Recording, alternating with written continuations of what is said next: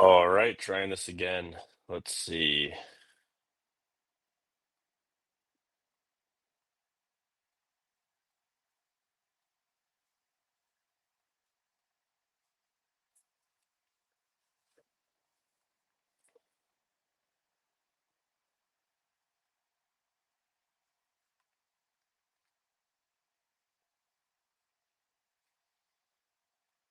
Boom. Okay. Hey, let me know, guys, if you can hear me. Just give me like a yes, we can hear you. Just say yes in the chat because whenever I go through YouTube's direct stream, it always fucks it up. I'm like confused how like the number one video platform in the world like can't figure out their audio stuff but somehow StreamYard can, so that's good. Okay, cool. Yeah, so basically I just wanted to make a quick impromptu stream and just answer you guys questions and maybe help me with some content ideas as well because I'm currently working on this video. I realized that there's a lot of stuff that I just can only edit myself. Um, it's kind of interesting that like all my best videos I've edited myself pretty much. Um, I've had some good editors and stuff, but you have to basically understand what good content is, what's valuable for an audience, and also what good game is. So yeah, it's kind of hard to find good editors. But yeah, someone on the last stream was asking why I haven't posted much recently. I had some people leave my company and yeah, and also I'm busy coaching too. Like I have clients on mentorship all the time and I also have clients for immersions. I do like about one immersion a month on average and those are not easy. It takes a lot of effort, right? It's basically all day from time I wake up, time I go to bed coaching. So, yeah. It's kind of interesting. It's like there's almost nothing else. Like there's think about like a doctor, right? If there's a doctor in your area that's like a dentist, let's say, that doctor doesn't also have to make content. It's kind of interesting, like this field. It's like I'm one of the best in the world, but the referral networks aren't as strong. Like it's not like recurring, like you need a dental cleaning every 6 months, right? So because it's like a lot of people come to me, they upgrade their skill set so much, then they get married. It's like my client base is always shifting. So that's why it is kind of like marketing and video intensive. But anyway, let's pull up. Yeah, you guys can just ask some questions. Did you retire? I mean, briefly, but then I was like, this is really boring, so I want to continue working. And I think now I'm just going to be focused on like quality content. I mean, I've always been like, there's a lot of people, like some of my best friends too, they just kind of crank out like mediocre content and they're just like on this hamster wheel of like creating mediocre effort, mediocre content, like mediocre idea videos. But I want to start making more and more like just quality videos that I would be obsessed with if I was learning game, you know? Like I've already made several of those, like the game transformation or the what is it? The the pickup motivation video I made is still the best video on that. My day game videos are still the best. What else do I have that's like picking up girls at like sex conventions? Those are like no everyone that goes to those events just does some dorky like interview. They're like, "Hello, hi, I'm here with nice, and you're looking great today." Like, and then there's just me like making out with girls and like putting them on my fucking shoulders and like three-way kissing and stuff. So, um, I've made a bunch of like content I consider like the best in its niche, and I should do more of that basically. So yeah, just super high quality content about like not just like picking up girls or that kind of stuff, but I want to start making better relationship content. Um, yeah, because a lot of the stuff I found just it's not. I don't know why. I think it's meant to appeal to people's like sensibilities and not make anyone feel bad and not exclude anyone or something. Because they make a lot of relation content is very vague, and they don't talk about certain uncomfortable truths. So I want to start doing more of that, I think. Um, da, da, da, da. Fan of, let's see. How do you date in a place like Dubai? So I'd say in general, Dubai is probably like one of the worst places to date in the world. First of all, there's not even many hot girls there. Like go if any of you guys have been to Dubai, you know what this is. Like you go there, it's like 45% Filipino women who let's be honest are not attractive. And then it's like 45% Pakistani men. And then there's like some scattering of like random like I don't know random like third world people, and then there's like 10% Emirati people who don't really. It seems like these groups just don't interact. And I would ask the Pakistani guys like, "Oh, do you ever like talk to the Filipina girls here?" And they're like, "Oh no, no." They're kind of like in their own little worlds. It's very bizarre. Um, and then the only hot girls that I met in Dubai, like I've even met girls in like extremely high status ways where like here, I'll give you an example. We were going up to this rooftop, and our group kind of like used social engineering to let the guy let us up in this elevator to this sick rooftop, like the most exclusive rooftop in Dubai. And the two girls, like two Brazilian girls, didn't get let up. And I was like, "Oh, that's too bad. Like, listen, hey, some other time we should do X, Y, and Z." And she's like, "Oh yeah, that'd be so fun, haha." And like clear signs of attraction and stuff like that. Get the contact, and then like we're messaging back and forth, and then like 10 messages in, she's like, "By the way, I'm like a paid girl." And I'm like, "The fuck is wrong with you?" And then I also went with this guy who was man, this guy's super annoying.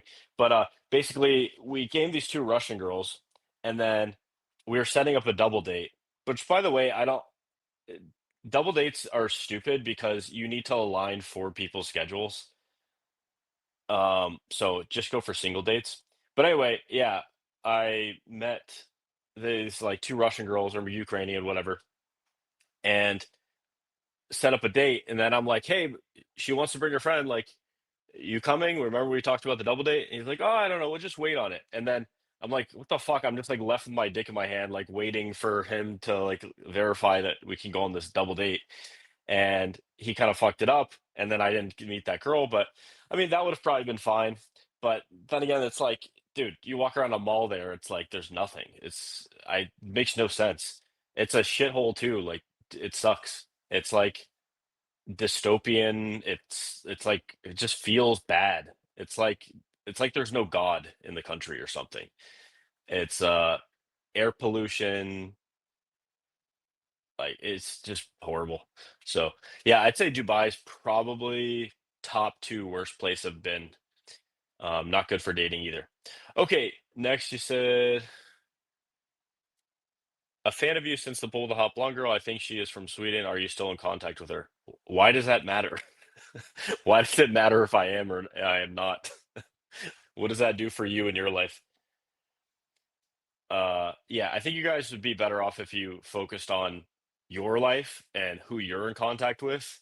I'm in contact with a lot of girls, and I'm not going to tell you any details about them afterward because a lot of people are strange. Okay, let's see. I want to level up my style and I want to get a leather jacket. I like yours. And can you show how it should fit? I don't actually have a leather jacket, but yeah, I don't know. That I just watch a video on it. I mean, it's a lot of this stuff doesn't even matter that much, dude. You know what the number one like leather jacket looks now is like the super oversized one that looks like from what is it called? It looks like it's from what's the red pill, the blue pill, the Matrix. People are like non-intentionally wearing Matrix jackets, and that's kind of like the thing right now. Actually, two girls I met pretty recently um, in Europe. They both had that oversized jacket look, and it was like their grandparents' jacket, so it's kind of interesting.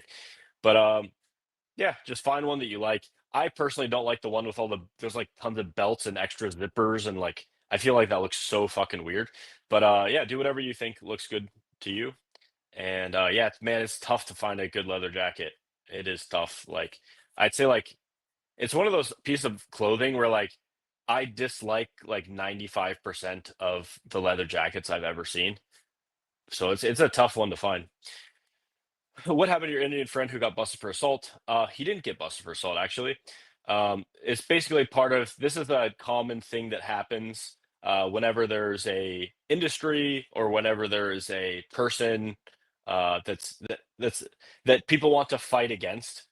Like I had a media scandal myself, and it was this girl like created this whole narrative about me that was fabricated in order to become like there's this competition in her city about like the woman who does the most for women. So she like created this whole story and like tried to like nuke my whole business.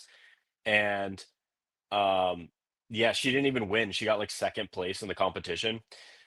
So yeah, a lot of these things are not really true. Like and I know Justin personally, and like the guy has so much abundance with women that he doesn't have a need to push anything. Like he literally has girls.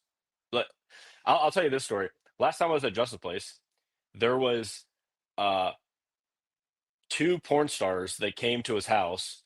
His girlfriend was there, and this his like side chick was there, and they all basically had a fivesome.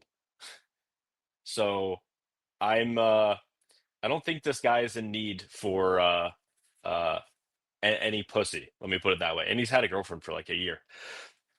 But like anything, you know, as soon as the accusation and the process is the punishment. So we're in like a post-truth society, and well, especially in Canada. Canada is kind of like wrecked with that kind of stuff. I way worse than the US, I think even is. And yeah, apparently, from what I know, this is a girl that never even went to his place. Man, he never even touched this girl, and she's claiming he like touched her butt. Like, I don't know, it's so stupid, dude. But yeah, that's kind of like the world you live in. So that's why it's really good practice to if you live it, obviously check the laws in your area, but put a camera in your living room, not your bedroom, not a bathroom, an area where there's no expectation of privacy. If it's legal in your area, put a camera there, and also for your own protection, right? If if all the signs are positive, it will help you if something like this would ever occur. I always, always, always have erred on the side of treating women way better than they deserve to be treated, even when they like kind of are a little shitty, because you do not have the upper hand anymore. Like all it takes is one girl being a little bit pissed off about you, and she's, let's say, on the dark triad traits part, she's like high in psychopathy. Oh, dude, she wouldn't give a fuck. She'd probably have fun like accusing you of something, right? And there's in many places there's like no uh downside for that. So make sure you treat women better than you even think that they should be treated. And yeah, and also protect yourself with cameras. Uh Also, I mean, you guys are the average person is so retarded with this type of thing. Like you should be able to judge girls based on how they look, how they talk, the vibe, the energy you get off of them. Like all the girls that I hang out with are like beautiful, like intelligent, empathetic. I screen for those qualities so I don't have to deal with this kind of shit. Now, unfortunately, Justin's in the nightlife industry, so he has like after parties, and sometimes he doesn't, there's just hundreds of girls around him. So it does kind of put you at a risk for that a little bit more. I've never been really big on throwing parties. I've thrown a few in Columbia. I threw a few in Tampa, but like I don't know. I really just enjoy. I'd rather spend time with my friends, be playing sports, lifting, creating some kind of like business or content or whatever, or just like having sex with like one or two girls that I really like. I don't really have this whole need for like having a giant uh you know, putting tons of energy into having a giant, like, crazy social life filled with a lot of people that, some people they come and go. I do enjoy it, but it's not like I'm not willing to do the sacrifices that it takes to get that, which is like way more messaging than it takes just to have like a roster of girls that you're sleeping with.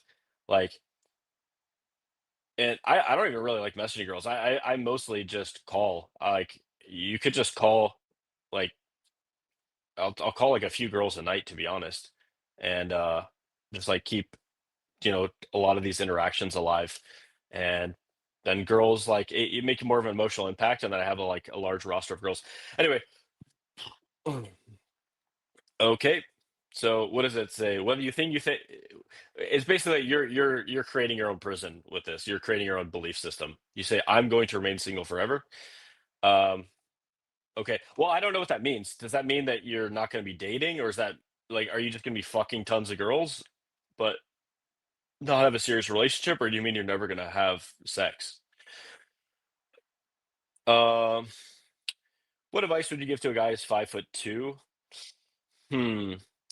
Yeah, that's pretty tricky. I mean, I would say that you basically have no choice but to level up everything. And if I was 5'2", I would look into actually some leg lengthening surgery. Just me personally, like I put myself in their position. Like if I was 5'2" and I could do leg lengthening surgery and get up to like 6, 5'7", then I would probably do that, to be honest. And then you have really no choice but to level up in every area. So, and then, maybe just a general funnel like won't be enough for you. Like you can't just like go on dating apps, right? And like then you find what you're looking for and you have a great abundant dating life or that you find a great relationship. You basically would have to get some kind of like unique funnel, um, which everyone has. Like, dude, I play sports, and the sport that I play, I've slept with quite a few women from it because I'm just quite athletic, and women just see me playing, and then they're like attracted. So I have that, but to be honest, it's a trivial part of my lays. It's less than 5 or 10% comes from the sport I play. But still, it's kind of like it's a bonus one, right? But I think for a guy like that, if you can get status in some group, whether it's a sport or an activity or a subculture, that helps. And yeah, but that's a tough spawn. Like if you spawned at 5'2", that is definitely tough.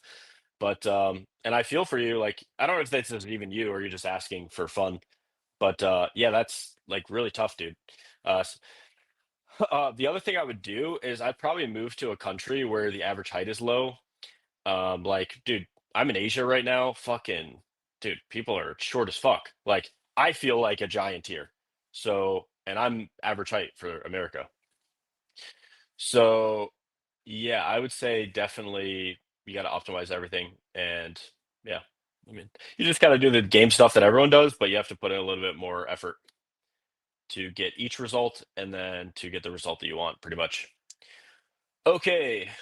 Um, this guy says, I'm very state dependent. When I'm not in the flow, I just feel every interaction is a rejection. How do you get consistent results not in flow? Um, it sounds to me when I'm not in the flow, I just feel every interaction is a rejection. So that's in the way that you're interpreting what's happening. So if you interpret every interaction as a rejection, then it's going to push your state even further down. And the whole thing is like a really if you look at the consciousness chart and like the bottom is shame and the top is enlightenment, there's a really high rung of that ladder that is acceptance. So basically however you feel right now is good enough. Every interaction was good enough. Like you want to kind of like have this not a big deal mentality with it. So yeah, that's what I say. Yeah, and interpret honestly, you should do the opposite, which is interpret everything as a win because you could either win or learn from every single interaction. And that's true. And the people that are best at game, they do that. Like you think I just got good at game because I'm not like a special snowflake or anything. I wrote every time I went out for years, I wrote down field reports and I also wrote down I also like took selfies out with girls. One of the things I do on immersion is we do like a selfie challenge, and it gets people in the habit of taking photos with girls, which is not only a great message to send to her, like a photo of you two together, her you both having fun, but it gets you in the habit of like documenting what you're going through, and it helps you learn from the interactions, and you can recall them after when you're writing your field reports and even reflecting back on the field reports. So yeah. Okay. Let's see. Interesting. New doppelganger just dropped. You look like Grayson Allen from the NBA. Let's see who this guy is. Grayson Allen. Uh, I think this might be like the first like doppelganger that I like disagree with. But okay. Um, what trait is most attractive to girls? I would say a genuinely confident guy. So actually last night I was talking to one of my girls and she said I asked her like I'm curious like I told her a couple things that I like about her and I'm like I'm curious what what what are you attracted to about me? And she said there are two things that she said were one, she's like, you're just a man. And I'm like, oh, okay. She's like, you're a man. Like you're like, and then she explained it like, I go for what I want. I know what I want. I go for what I want. And I live like a fun life that's kind of on my terms. That's, I'm paraphrasing, but that's more or less what she said. Like she's like a lot of the guys that she meets are just kind of like she just puts them in this category of like little boys or like guys that just didn't grow up yet. And she feels like I'm an actual man. So um what else? Oh, actually my one of my girls wrote me every single day for like 26 days or something, like things that she liked about me.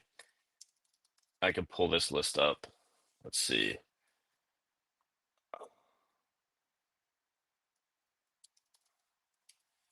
Let's see.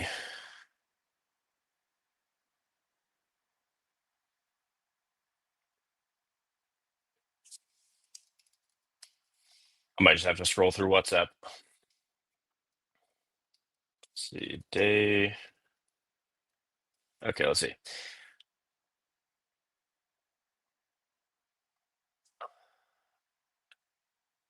She says, I'm creative. Always make everything fun together. She says, I love how health conscious you are and how much you care about my well being. You inspire me to take better care of myself. I love your spirit. You're so full of life and energy that it's contagious. Yeah, this is like, I think this is one of the things that like a lot of the like red pill and black pill people just don't understand is that your energy that you give off influences how people perceive you at every stage. So what I mean by that is, on red pill is largely concerned with like your on paper stats, and black pill is concerned with like one of those on paper stats. And the thing is, when you are in like an insecure headspace, or when you're in a qualifying yourself headspace, or when you're in like uh you don't really like yourself, you don't really, and then the intention behind your actions isn't to make other people feel good, people can feel that off of you. So there's like the four levels of communication: what you say, how you say it, um, your intention behind it, and how you feel about yourself. So if you feel like shit about yourself, you don't respect yourself, you don't like yourself, you think you're ugly, you think you're a piece of shit, and then on top of that, you just look at women as a object to get sex out of, then ultimately they don't feel a good energy off of you. And then obviously there's stuff like health that plays into that. Like I am I am baffled at by like how disgusting a lot of people are with their diets. Like a lot of people just put anything into their mouth like a whore. It's disgusting, bro. Like if you see what most people eat, I mean, if you see with clear eyes what most people eat, it is fucking disgusting. It's like filth. And that comes out in their vibe and their personality and how they feel. Um, okay. She also said, I love how adventurous you are. Um, she said, I admire how clearly you know what you want in your life. You're brave about going after it, and you encourage me to succeed too. Like when you listen to blank with me. Look at okay. Let's see. I went through those. Let's see what else she said. She said, I admire how you take up space confidently without feeling like you have to make yourself smaller, which that's just kind of like a high status trait. There's a there's too much like realistically, the whole thing about like body language, you cannot cognitively understand your body language and like make your body language how it's supposed to be to fake being confident while doing it in an interaction. It's literally just impossible. That's why actors use like the method acting. They put themselves in the emotional states that they've already been in life, so they that way these characters can come out through them and breathe life into the character. And it's the same way in game. Like if you don't feel confident, you won't express yourself confidently. But that said, the two things that uh, do, I say maybe three things I do about body language is I'll take up a little bit more space. I'll move a bit slower. So it's very jarring to a girl if you like move them too quickly. Your movement should be slow and controlled, and like everything's good, and you're not kind of stressed. You're not rushing. And what's another one that I use? Posture. I try to stand with good posture when I'm in interactions. Put my chest out. Um, yeah. Okay. Let's see. I love how curious you are, always learning about different things and teaching me them too. Yeah. So why is that attractive? It's attractive because it's a form of ambition, and any intelligent woman is going to respect an intelligent man who's learning, because learning means that you will have future profit from that basically. Like a man that's always learning like interesting things or things that can help him in life is going to be more successful, and that success is largely what women are after, right? They want a guy that signals future success. Why? Because women want security from a man who can take care of her and her children. Okay. Just I love how passionate you are when things matter to you. Yeah, like girls love this shit. If you cannot speak with passion, you're kind of cooked, bro. So passion, people feel the passion off of you. You could be talking about anything, bro. You could be talking about Greek yogurt, right?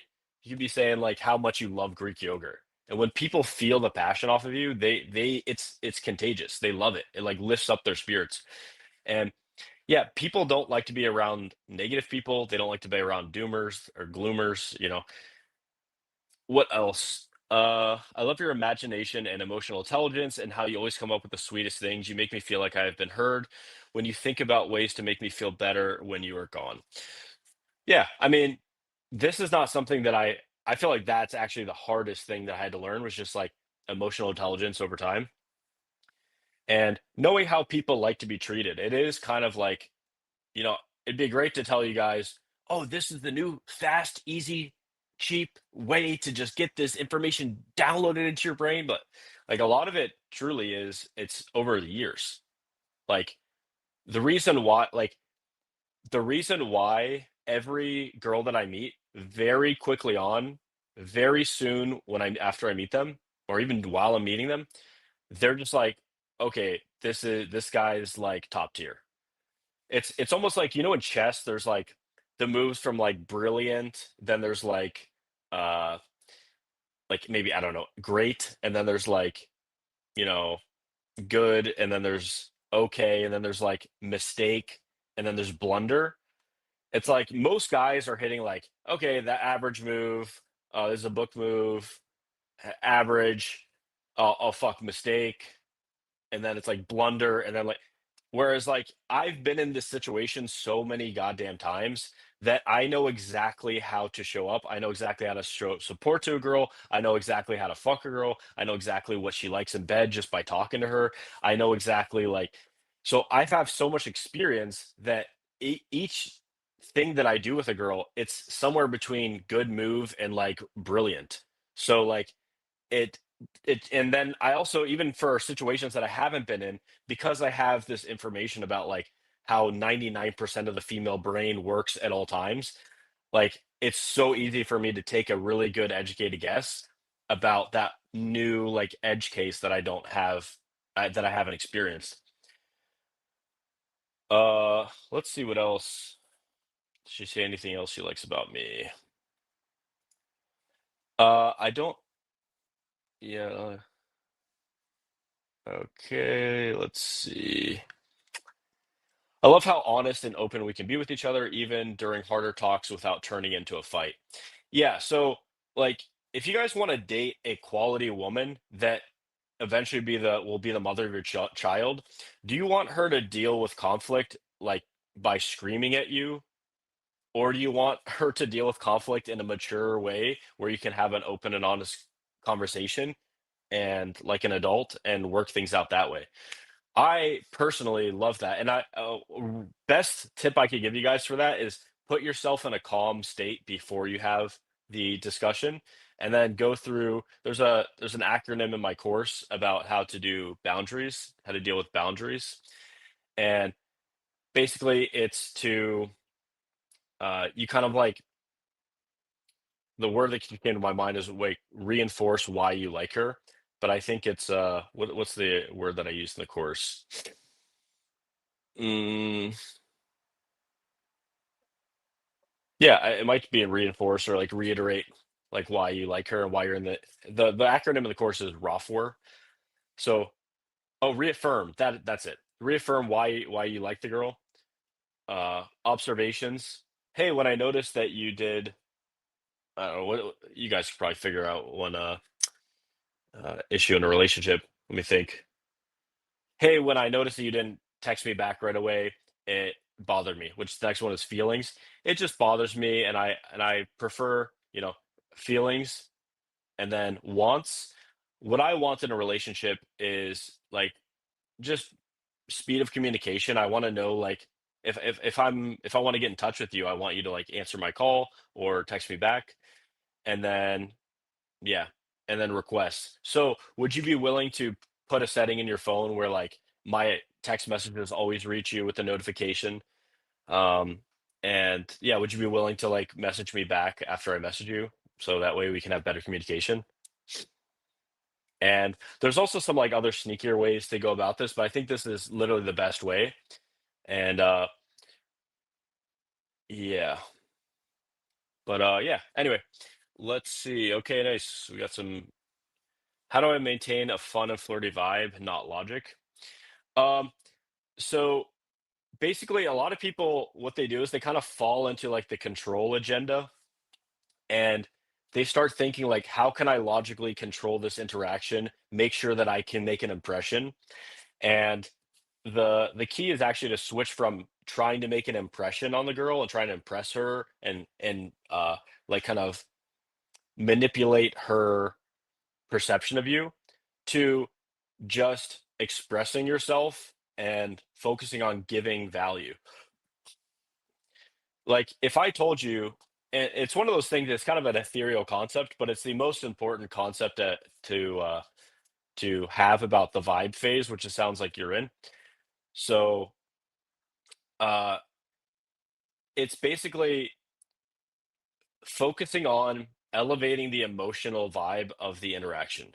So if I just told you to do that with like a kid or a dog, like a lot of the time that would be really intuitive for you. Like, if you're interacting with a dog, you're not going to be like, "Hello dog, would you like to come here?" You're just gonna be like, "Hey, how's it going?" Right? And with women, you obviously would change your tone of voice, right? But I would say a really easy way is to just speak louder.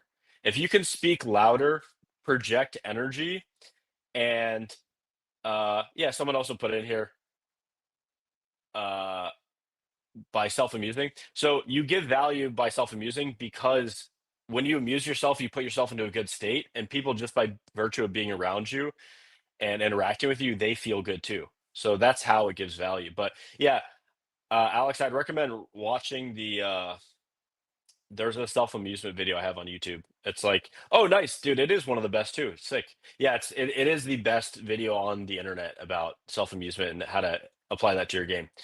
And keep in mind, self-amusement is part of game, it's not all of game. But once you kind of master the vibe phase, that's when you go into sexualization, which you were getting at by flirty. So a big problem with people learning game is they try to put the cart before the horse. There is a process and a logic to learning game. Let's see if this will work. Will this work? Yeah. So if you go to gametransformation.com, I have the whole process on there. And if anything, just check out the fucking page because the page explains a lot of how the process works as well, from desensitization to vibe to sexualization to strategy to naturalization. This is the process that every single person goes through. And I've even interviewed like a ton of people for my course. Like all the famous dating coaches you could think of are in that course too. And I just asked them like, hey, what was your process going through this? And you know, by and large, like almost everyone follows the exact same framework. Um, yeah, and the cool thing is everyone, even like the social circle guys, will tell you that they did that entire process, and then at the end of that process, they do what I call the six phase of game, which is like in the premium version, but it's like they created like a separate funnel to use. But anyway, my point with going over this is that focus on the phase of game that you're in at that time. Like you don't need to focus on being super sexual, man, if you can't even like approach a girl, right? So first you approach, then you make the interactions fun, then you add sexualization into the interactions to make it more man to woman. Then once you have great interactions, it's all about how do I get this girl into my life? Getting phone numbers, setting up dates, or pulling, dealing with objections, leading, bringing the girl home. And yeah, and the fifth phase of the game is about naturalization, where this is the part of who you are rather than something that you do. And like, dude, it's pretty nice. I wrote a post about this the other day. Like, I think I closed 4 girls this week so far, and I still have like a few days left of the week.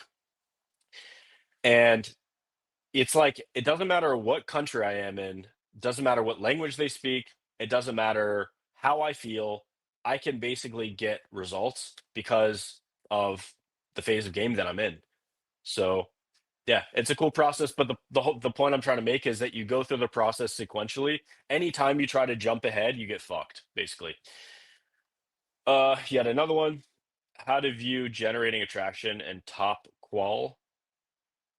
Okay, you're gonna have to write another thing because I don't know what that means.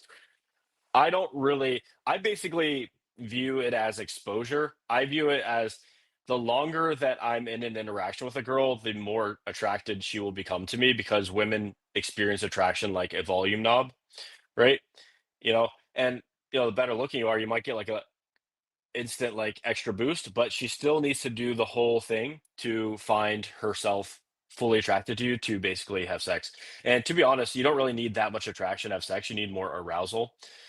Um, but that's kind of a separate discussion.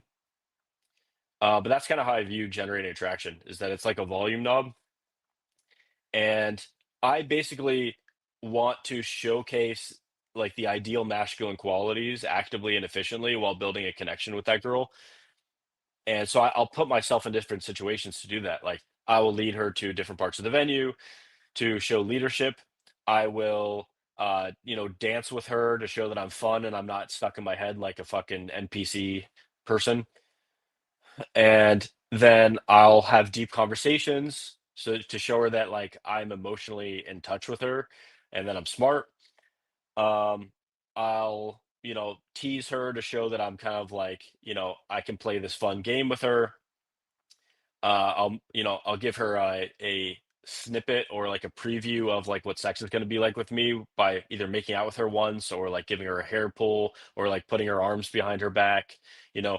So yeah, so all that stuff kind of combines, and then it's like the full picture of like an attractive man essentially.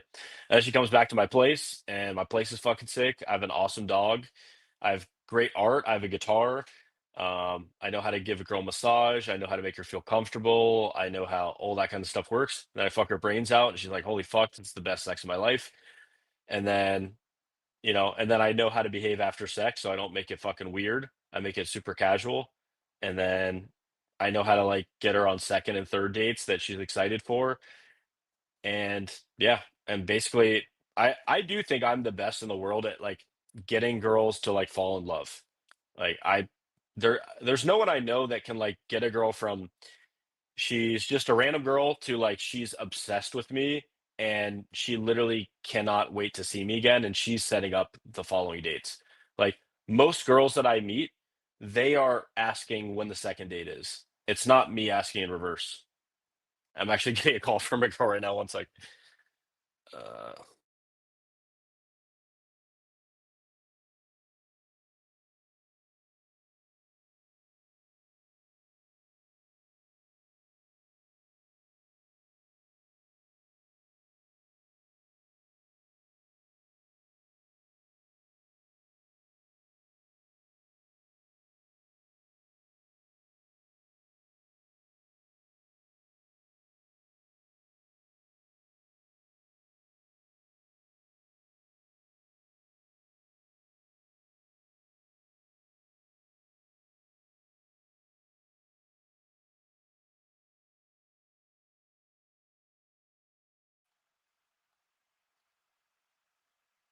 uh, let's see.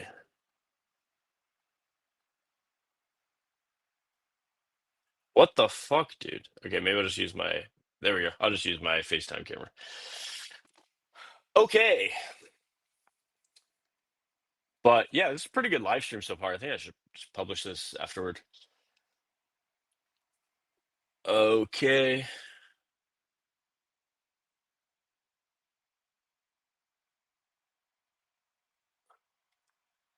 How long realistically for someone with a 9 to 5 job can go from phase one desensitization to phase five naturalization? Let's say he just an average guy in every way. Um, it depends, dude. It really does depend because there's guys like one guy in my course, he's uh he's like an engineer and he's just obsessed, dude. He's like all that he does is like live, eat, sleep, game. Like that's what he does.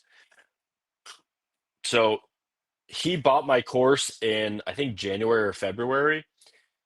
He took mentorship and then he took immersion with me. And this guy has I think before working with me, he had like, I don't know, 6 or 7 lays, and now he has like 30 or 40. And he's getting up there. I will say he's kind of like in strategy, like going toward naturalization, but like I guess I'm splitting hairs. But yeah, so I'd say like 10, 11 months. Um, and he's like obsessed, right? Whereas for someone like me, it took me like, 3 years, 4 years. But then again, I didn't really have any super good resources. All I had was like the courses that existed back in the day were actually kind of shit, to be honest. It was like they weren't very structured and they gave you like 5 to 15% of what you needed to get good at game. Which is okay, I guess, if you wanna get started, but I was always kind of that's why I made my course the way I did, because I was always pissed that there was, like, people are giving you a piece of the pie, but like, the piece of the puzzle, but not the whole puzzle. So, yeah, and then on top of that, most YouTube videos back in the day were just, like, honestly, they're kinda like what I'm doing right now, but less structured. They're just, like, rants about random stuff that they hit, like, maybe 1 or 2 topics the entire rant, or 1 or 2 points. But yeah, it depends. Some people learn super fast. Dude, some people on fucking immersion, third night, they like unlock something and they're like, they basically get it, right? And those people maybe they have a lot of stuff going for them, right? They have like, they had great parents, they have good self-esteem, they have a secure attachment style, they have a good group of friends. They have a job that provides them with some sort of meaning and purpose in their life. They believe in God. Like all the like emotional pieces of the puzzle are there. So when they're meeting people, they're kind of like this full cup and they have like a lot of socializing experience. And then conversely, there's some people that like horrible upbringing, lots of childhood trauma, lots of and you guys, no one ever talks about this. This is not talked about as much in the game community, but the biggest block between you and connecting with people is like your trauma and how you cope with it, really. Like, if you have, severe childhood trauma and like you view women as like your mother who beat you, and then you cope with that by watching copious amounts of porn and eating junk food, like that's a bigger impediment than your looks, your money, your status, and your game. So, uh, yeah. So it depends. You have like two sides of the spectrum. Some people it's like it could be a couple months. Some people it's like years, and it really just depends on who you are. I'd say like an average, maybe with the proper information, probably a year. Actually, with my ex, we did this. I found like it was a good. There's this app that I logged into, and like it gave me her cycle information and like what I should expect at different times, and it was quite helpful. It's also quite helpful to know like when you can like you know come in her raw and when you can't. So yeah, exactly. How do you turn up that volume knob on girls to amplify their attraction? Literally everything in game. So I have 250 videos in my course about this. So if you want me to condense like 100 hours of content into an answer to your question, I don't think that's possible.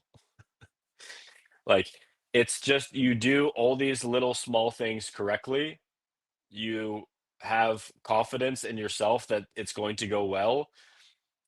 When you interpret the events that are happening, you interpret them in a positive way. You're a cool, laid back, confident guy. You make girls feel comfortable. Um, you know how to escalate, you know how to be seductive, you know how to lead, and then that happens. It's just a natural thing. There's literally, you know, women are not just wired from human times. There's biological wiring that goes in us back to like previous prior to being mammals. So there's things that are just so hard coded into women that they're attracted to that once you learn them, it's quite easy to get women's attraction. Um, and also, I hope you guys know, like, just getting women isn't like the end goal of everything in life. It's part of life. And ideally, you guys learn game as quick as humanly possible. You get success as quick as humanly possible. And then you get a wife and have kids. Like, I think really the best case scenario is like you guys learn game, you fuck like 30 girls, you have some like short-term relationships, and then maybe you have like one long open relationship while you're getting more lays, and then you think, okay, of all these girls that I'm seeing, who's the best one? What qualities does she have? Like first, obviously looks.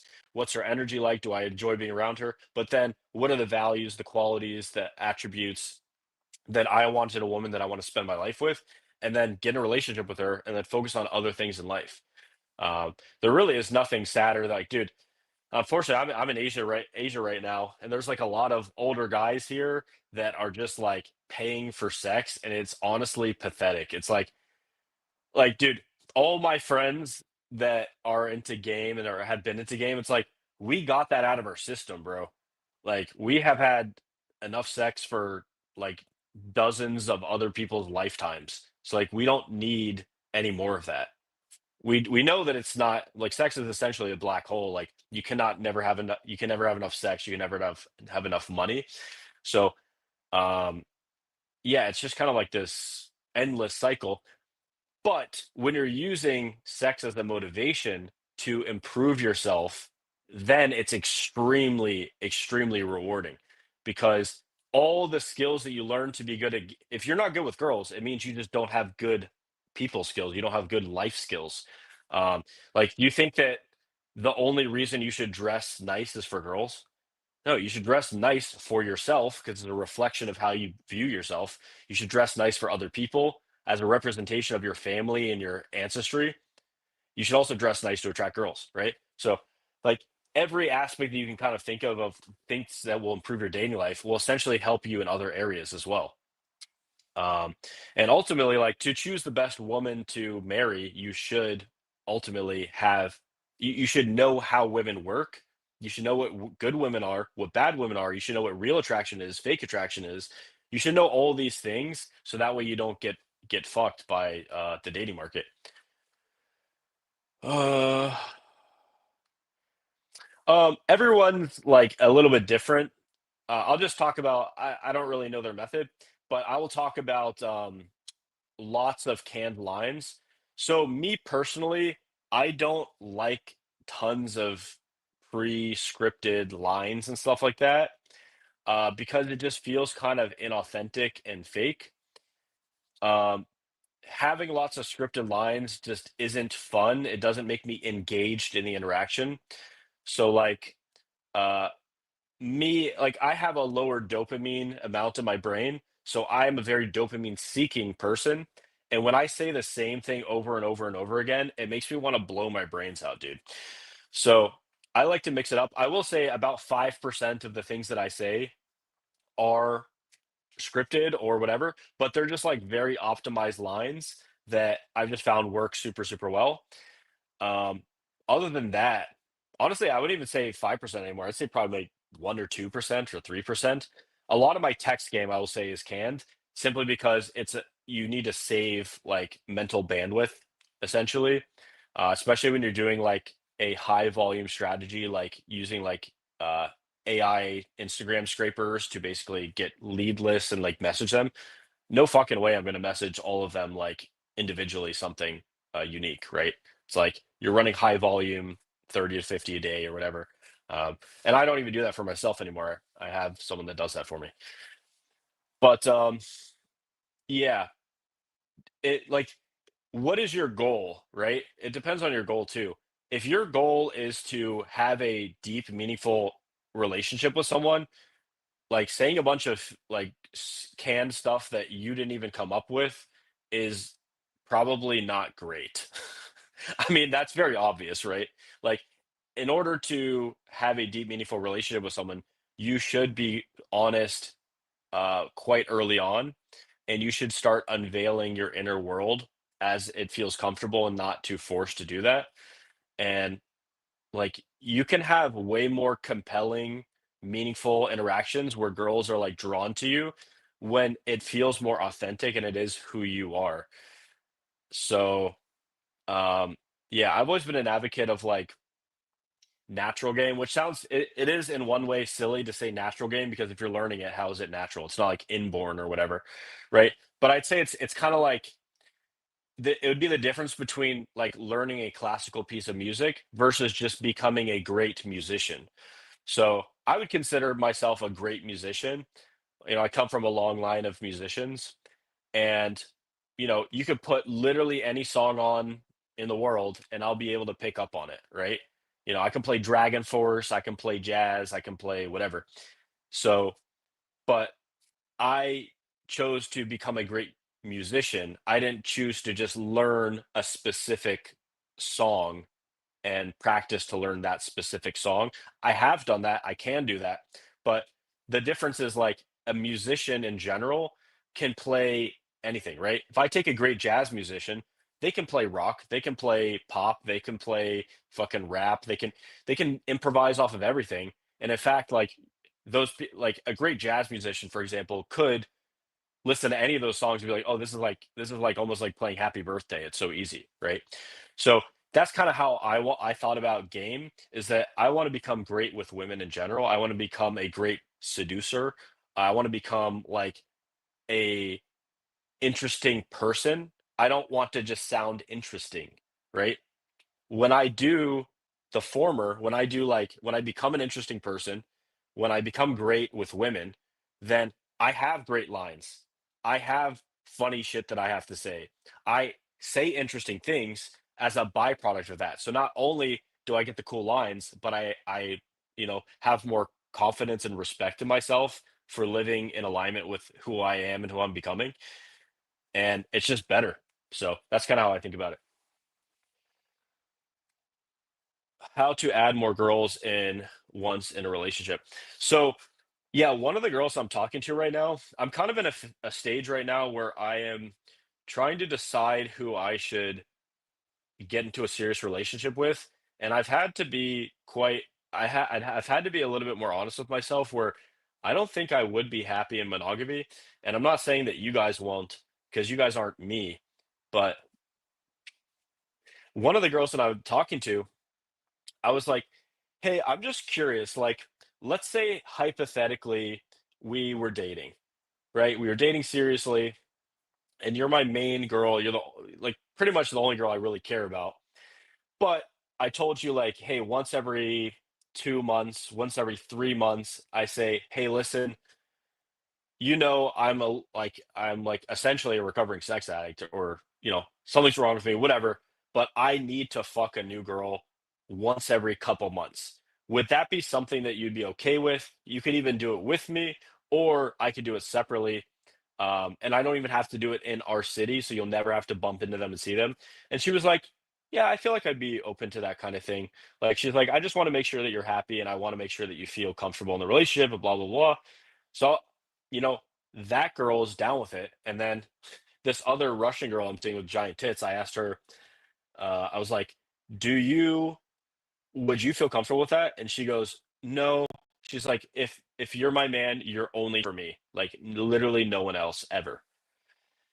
And I was like, "Okay, well, I don't know if I could be with that girl long term. Like that is just it's too restrictive and I personally don't like to lie. I don't like to cheat.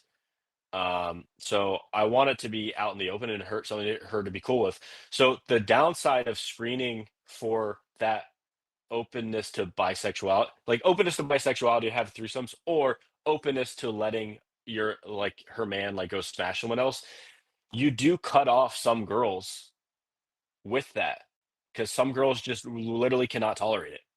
So you have a smaller uh like sample of girls that you can be with. And some girls may even say they're okay with it, but then it really bothers them. And then you're like, do I really want to do this because then I'm going to make her feel bad? So, yeah. And then there's people like my Colombian ex who, like, dude, she literally brought me foursomes. She brought me threesomes. Uh, she would like watch me fuck girls in front of her and like it. And also, she said I could fuck girls when I travel. The only thing she didn't want me to do was go on one-on-one dates in the same city as her. So I'm like, okay, that's really reasonable. It's either like in the same city we fuck the girl together, or if I'm traveling alone without her, then I can fuck a girl. So like super chill. But yeah, it just depends, right? So yeah, it's not super easy solutions on that. Great answer. I don't even know what this is, but thank you. He says I have the same type of brain. Oh yeah, dopamine seeking brain. Are you friends with Vadim? I saw a video of you doing pickup and he was there. I saw a video of you doing pickup and he was there. On my channel or on his? Yeah, I'm friends with Vadim. I mean, Vadim and I were business partners for like 3 years. So yeah. And we talked recently. So yep. Yeah, I learned he was like the best in the world at day game at the time, so that's why I'm glad I learned from him. Always go to the best.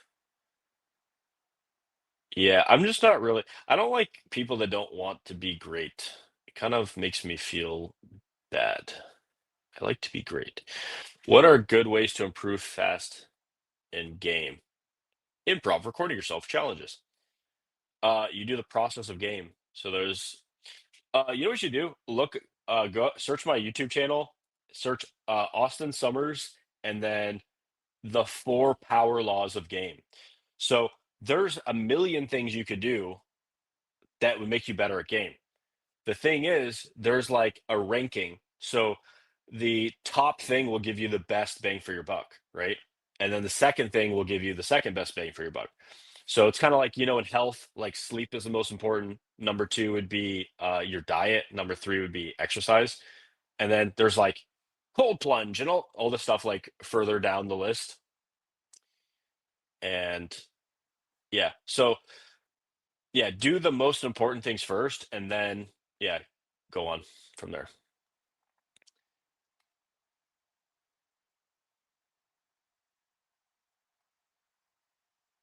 Yeah, exactly. And I feel like when you're first learning, it's actually good to just kind of copy someone, like find the person that you like the best and just kind of like emulate them.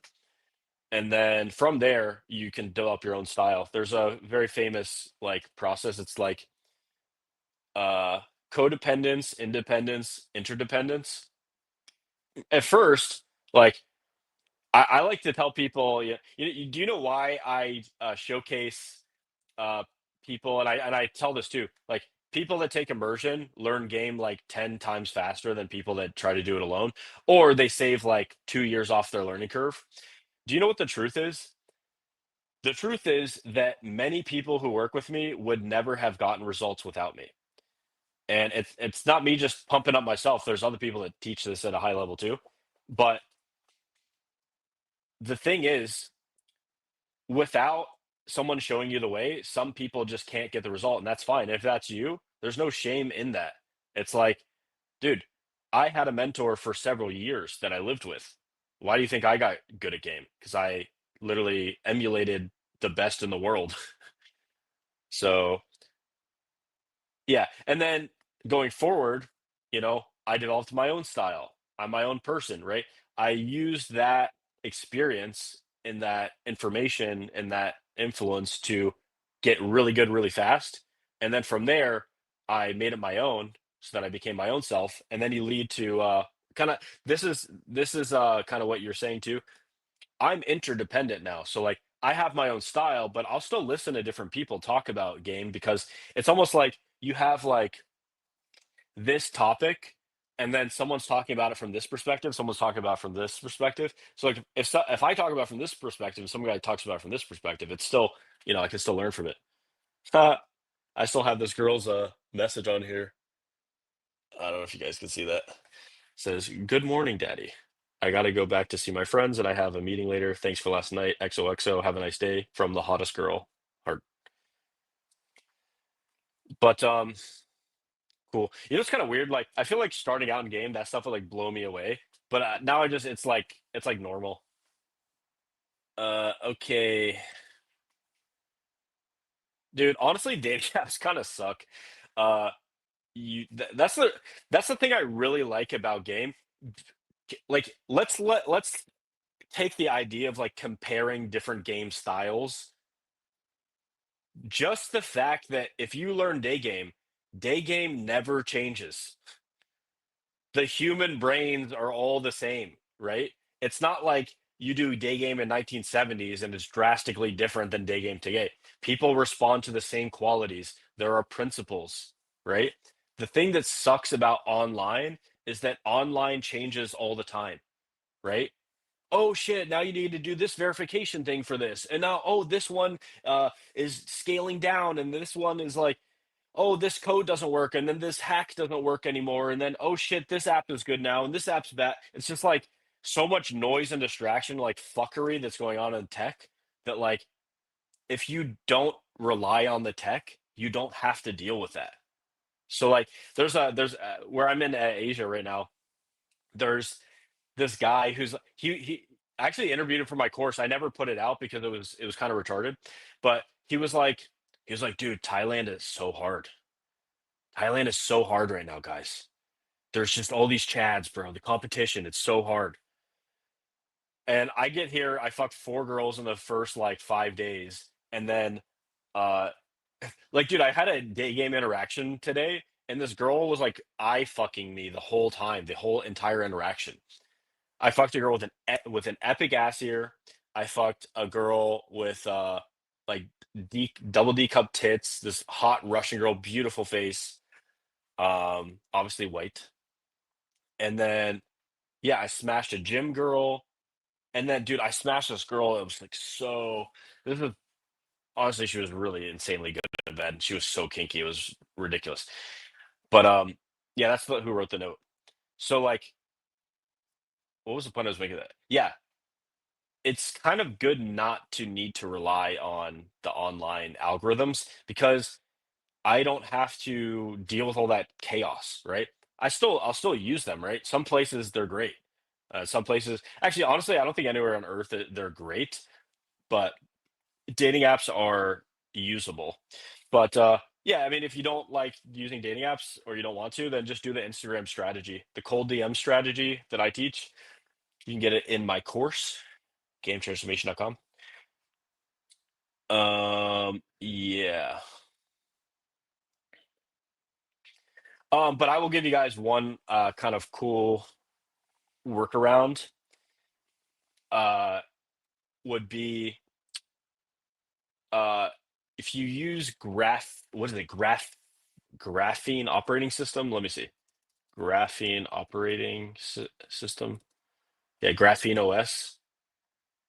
You can have multiple profiles on the same Android phone. So downside, you'd have to get Android. But the cool thing is, like for example, you can log into your phone in one of them, and it's like your phone is now. And then you log into the second profile, and it's everything new, and they don't interact with each other.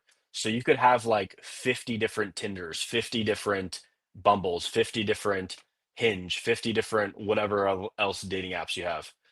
Um, and yeah, there's always like creative workarounds to that kind of stuff.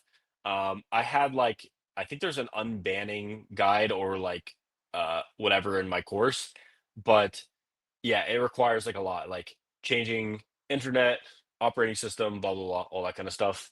IP, which is cool with the Graphene OS, is that you can yeah, I think it has like a separate um signal that it sends. So your skin looks good. What's your routines? So I actually do have a skincare routine. I'm kind of like, if you guys have seen my like cologne video, you know I like to like optimize shit. Like usually like the most natural approach is wrong, and then the most like science, like not I wouldn't say most science, most like modern approach is usually wrong. Um, like you want to take the best from both worlds. So like I don't eat grains, processed sugar, um, yeah, and industrial seed oils. Like that's just not a part of my diet. Like most people look like shit because they're eating a mixture of like really low quality dairy, processed sugar, grains, seed oils, and like just like sludge.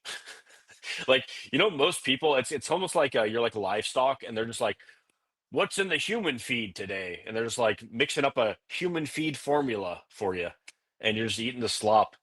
So yeah, I don't eat that kind of slop. I eat like meat and vegetables and fruit and Greek yogurt. So it's pretty much like most of what I eat. So I do that. Basically the main cause of acne is hormonal, and if you eat a lot of high sugar, a lot of processed shitty dairy, then you're gonna have more acne. Um, what else? I get a lot of sleep, and then I drink, obviously enough water. But then I do have three things that I use. I use retinol. Actually, I'll just bring it. I'll just show you guys. Whatever. I actually should, because I got to make a video on this for my course. So yeah, basically in the morning I do these two. Actually, I got this one for Brian Johnson, I think. So vitamin C serum and daily facial moisturizer, and then in the evening I do the retinol and the moisturizer. You never want to put these on in the same time because one's more acidic and one's more basic, and they kind of counteract each other a little bit. So yeah, those are the three things: moisturizer, resurfacing retinol serum, and then a vitamin C serum with ceramides. And yeah, that's pretty much it. That's like, I feel like that's like an 80/20 thing. And then there's like a chemical exfoliant that I use. So yeah, I appreciate it, bro. What else? Also, you know what, another thing? I don't shower all the time. Like I know some people shower like multiple times a day. That just like dries your skin and makes it bad. So I only shower like once every 1 to 2 days. If I need a smash, I'll shower. But yeah. Okay, anyway. That's how honest should you be? Are you always in relations or lays that honest, and how usually react to that honesty. Yeah, so I will say, like, if you're in an interaction with a girl that you just met, should you be revealing to her that you have insecurities about certain things and you're kind of scared that your grandma's going to die soon and you kind of like feel anxiety about your job and no, right? So there's a level of honesty that's relatable at each phase of your relationship. And you kind of want it's not like you're telling lies, but you just kind of omit certain things early on. Um, and I will say that like you know what it is? I feel like it's also not that fun if you unveil everything at once because you lose a lot of the mystery and you lose a lot of this like her wanting to like get you to open up more and more. So I definitely believe you should be honest and quite honest, but you want to unveil things when it makes sense and give her a little bit of space to chase. So yeah, because I've tested this too, dude, and it's kind of I mean talking about what you like in bed, like, dude, I don't know if I want to say this on a live stream, but uh, like you could have ridiculous sex if you just like. I used to think like it would take you know several months to get a girl like warmed up to the idea of doing certain things for you, dude. If a girl likes you, like first night, you can do pretty much anything, and it's pretty insane how much you can get away with as long as the girl's like likes you. But yeah, I'm gonna leave it at that and go to the next question. Uh.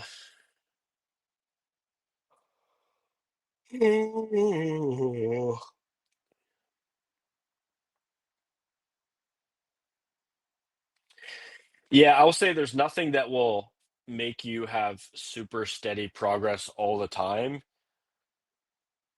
because that's just not how anything works in life. Like professional NBA players get injuries, there's nothing they can do to prevent that. Um, you might get a couple nights of bad sleep and not perform that well or, so I will say though that yeah, having someone to keep you accountable is really, really solid for this. So, like that's why I had a mentor. That's why you guys should have mentors. Anything you want to get better at in life, like get a mentor for. Like a lot of people are like, how did you learn Spanish? The amount of time that people ask how I learned Spanish, they could have learned Spanish themselves. But I just got mentors in Spanish, right? I got Spanish teachers that taught me multiple times a week. Um, but yeah, that's literally the best thing because you're talking to people that have pre-built solutions for the problems that you have. Like every single problem that you will experience in game, I have answered that question 300 times. So it's not going to be hard to get the feedback that you need to get, right? So yeah, if you're interested in that, I do mentorship, austinsummers.com/mentorship. Um, I already talked about this earlier in the stream. Just go rewatch it afterward. Does the girl have to be attracted to you to want to sleep with you? Uh, no. There's a great book called was it Why Women Have Sex? Like sometimes women will just have sex to get back at their ex. Sometimes women will have sex to get drugs. Sometimes women will have sex to get out of a speeding ticket. Like there's yeah, what is this? I think they enumerate it. It's like 92 reasons or something. Yeah, let's see. Dude, I have so many resources. It's ridiculous. Maybe they changed the title. This might be the old edition, but the new one I think is like 92 reasons women have sex, and they're like pretty detailed and they explain like the evolutionary origins of them. But yeah. Anyway, yeah, I don't have enough time to go through the whole book right now. But yeah, I would say generally no. They don't. Like it's not like every woman has to be attracted every time. Like some girls, they have other ulterior motives, right? Some girls sleep for power. Some girls sleep to set people up. Some girls sleep with guys to, like, because they, a big one is like women that have been sexually molested as children. They'll like, as adults, they'll fuck to like flip the power dynamic back so that they're choosing the fucking. Like, there's all like, it would be nice if we were just like, oh, like I think a lot of the red pill stuff, it's like very simplistic, but I guess I just have too much experience to know the nuances, right? And largely, yes, like women should be attracted and they have to be attracted to sleep with you, but there are a lot of edge cases. Like there's like maybe it's like 80 to 90% of the time they do, something like that. How do you make yourself have fun when you go out? Just I'm sorry, dude. Oh man. I'm just envisioning a guy at like a let me actually clean my only downside of these Macs, the camera is like right where you open the thing. How do you make yourself have fun when you go out? I'm just imagining a guy like, I need to be having more fun. Ah! When you go out, when you always have to do it by yourself and game. Why do you have to do it by yourself? I have no friends that are down to game. Why do you need friends to game? You just need wingmen. They all just want to be stuck in autopilot. Yeah, dude, then join Game Transformation. And you get access to like hundreds of people all over the world that you can go out with and game with. One of the cool things, actually, there's a someone was asking about like who learns game fast or whatever. Like I had this like Indian client who just moved to America. I think he moved to America 2 days before taking my immersion. And really like positive guy, but like strong Indian accent, a little bit short. He had some uh drawbacks for sure. But yeah, this guy, he just after taking immersion, he linked up with literally everyone in the network, right? He's hanging out, he's going out with people in his own city. Then he'd be like, "Hey, I want to take a trip to visit New York. Anyone in New York?" Boom.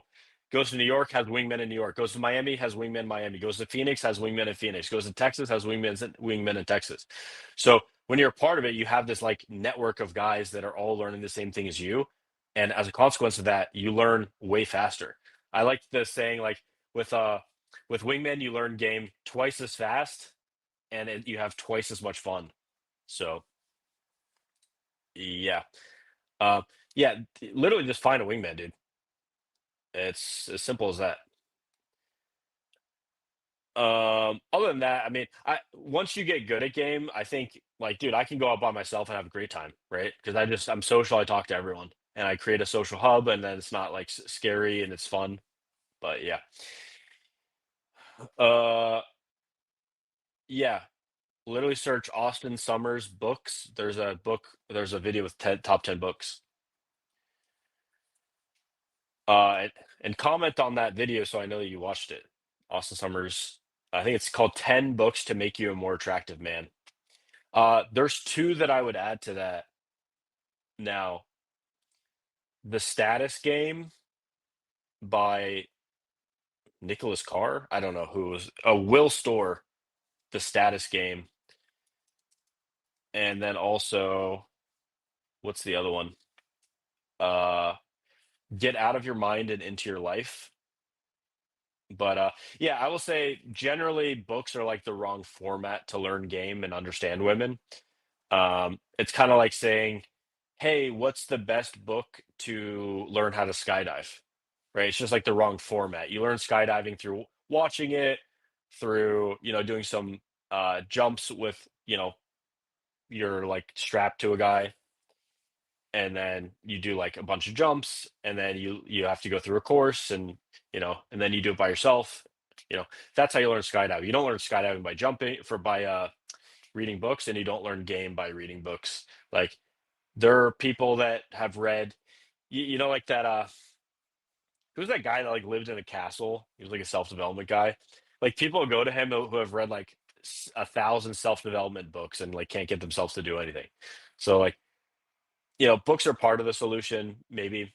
Um, I definitely do draw. I would say if I could only read one book, it would probably be "Influence: The Psychology of Persuasion" by Cialdini. I tell this to people, and like no one reads anymore, so I don't expect you to read the book. I have very low expectations of people these days. Uh, does looking younger help with girls? At what point is age too big of a disadvantage with early 20s girls? Um, I'll say once you start hitting like if you're 35 and you look 35, that's when it's like, oh, it's time to start stepping it up. However, I will say different dating markets are completely different, dude.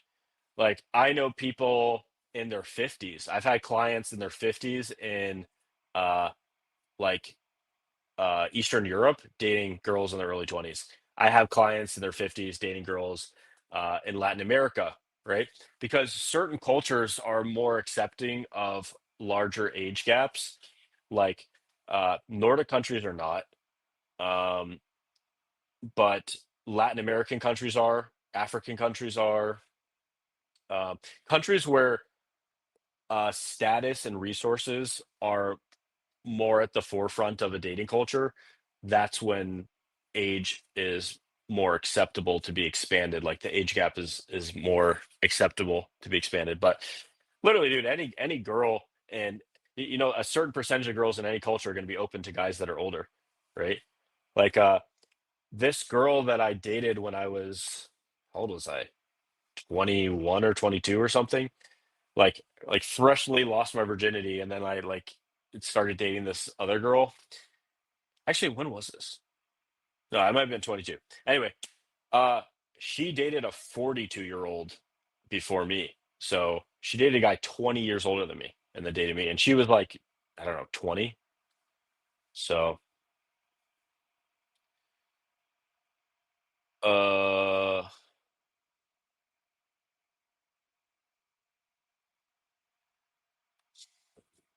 do you think you can date a girl, let's say, that only speaks Spanish or other languages and not English or main language? Sometimes I think if you both speak the same, you can communicate much deeper. Yeah, I speak Spanish, so it's not an issue for me. But let's say a different language, like if it was French or something. Well, honestly, most Europeans are smart and they know like multiple languages. But if I were to like go to like Brazil and the girl doesn't speak English, then yeah, I don't think it would work as well. And I don't really have any desire to learn Portuguese, other than bossa nova music is so good. I don't know what happened to Brazil. They used to have like the best music in the world, and now it's just like it's almost like a meme how bad the music is there. But okay.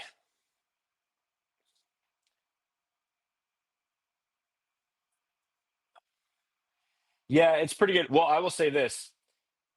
It's again, this is called sampling. What is it? Sampling bias, or is it maybe confirmation bias? You are only getting the girls that are open to dating foreigners. There's a lot of girls in Thailand that do not like foreigners at all. Foreigners actually have a quite a bad reputation in Thailand. Vietnam, I actually don't know too much about. Philippines, they love foreigners um, primarily, but actually, that's not true. We have a friend named Loy, and he gets the hottest girls in the Philippines, and he's like, I think he's half Chinese, half Vietnamese. So I will say, if you are a like a light skinned Chinese guy dating anywhere in Southeast Asia, I think that is the optimal look. It'd be like maybe like 50, and if you know the culture, like I'd say like maybe from everything that I've known for I have group chats of guys that have slept with hundreds of girls in Asia and like many guys that have done that and they have a really good understanding of it. So I'd say probably like in Thailand, 80% of girls, maybe 75% would prefer uh a light skin like Thai or Chinese guy that speaks Thai. That would be like their first choice. And then maybe there's like 20% of girls that would prefer like the kind of white guy archetype. And then there's like 5% that would like prefer something else. Like there are girls that prefer black guys even in Asia. So, yeah. Okay. Too many comments.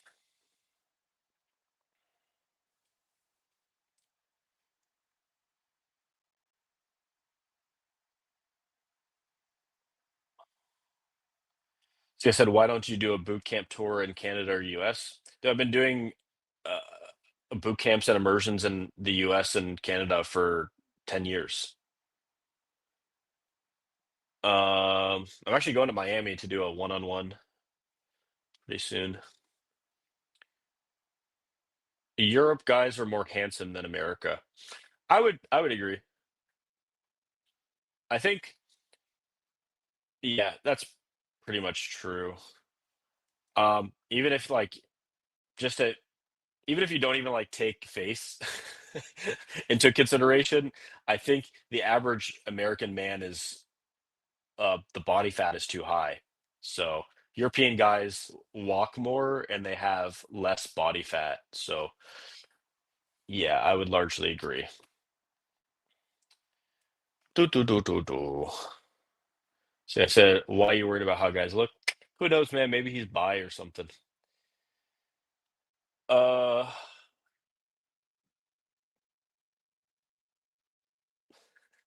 dude, and this is the same guys before. Your questions are so like open ended and like wide that do you realize like that's what I talk that's what my whole channel is? You're basically saying, how can you do game? That's like asking like LeBron James like how to play basketball. Can you give examples of how to play basketball? It's like what? Your question is bad. Low IQ question in the chat detected.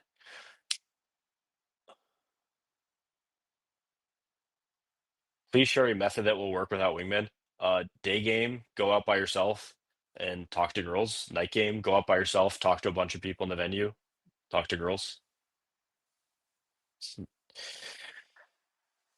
Ugh. Malaysia is good for Indian guys, in my experience. Yeah, I went to Malaysia actually.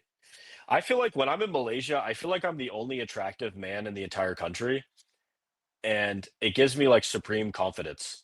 But the downside is there's not many attractive girls. Same thing with Thailand and Malaysia. Like maybe two out of every no, that might be I'm being a bit too harsh.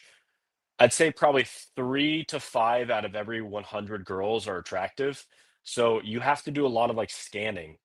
But that's why like the way that I've been doing day game here is I just go about my routine and then when I see an attractive girl, then I'll approach. But I'm not like actively like dude, if I had to like actively like look for girls here, it would take me maybe like 10 to 15 minutes to find an attractive girl each time. Uh yeah. So but Malaysia, I actually quite liked Malaysia. I think the vibe is even like more positive than Thailand, and there's like no sex tourism, which is awesome. Like it's just fucking weird, dude. The first time when I came here, I actually stayed in this neighborhood called Nana, and I just like I found the place on Booking.com. I was like, oh, this place is good. It was a great hotel. They had great service and everything. Like I'm staying in a more expensive hotel now in a better area, but like when they deliver food here, they don't bring it up for you. They leave it downstairs. I'm like, what the fuck? Why am I paying more? But yeah, this neighborhood, dude, it was like it smells bad, it's grimy. There's like sex tourists. There's like these bars. They call them like bars, but they're just like whores in the bars talking to like 70-year-old bald guys.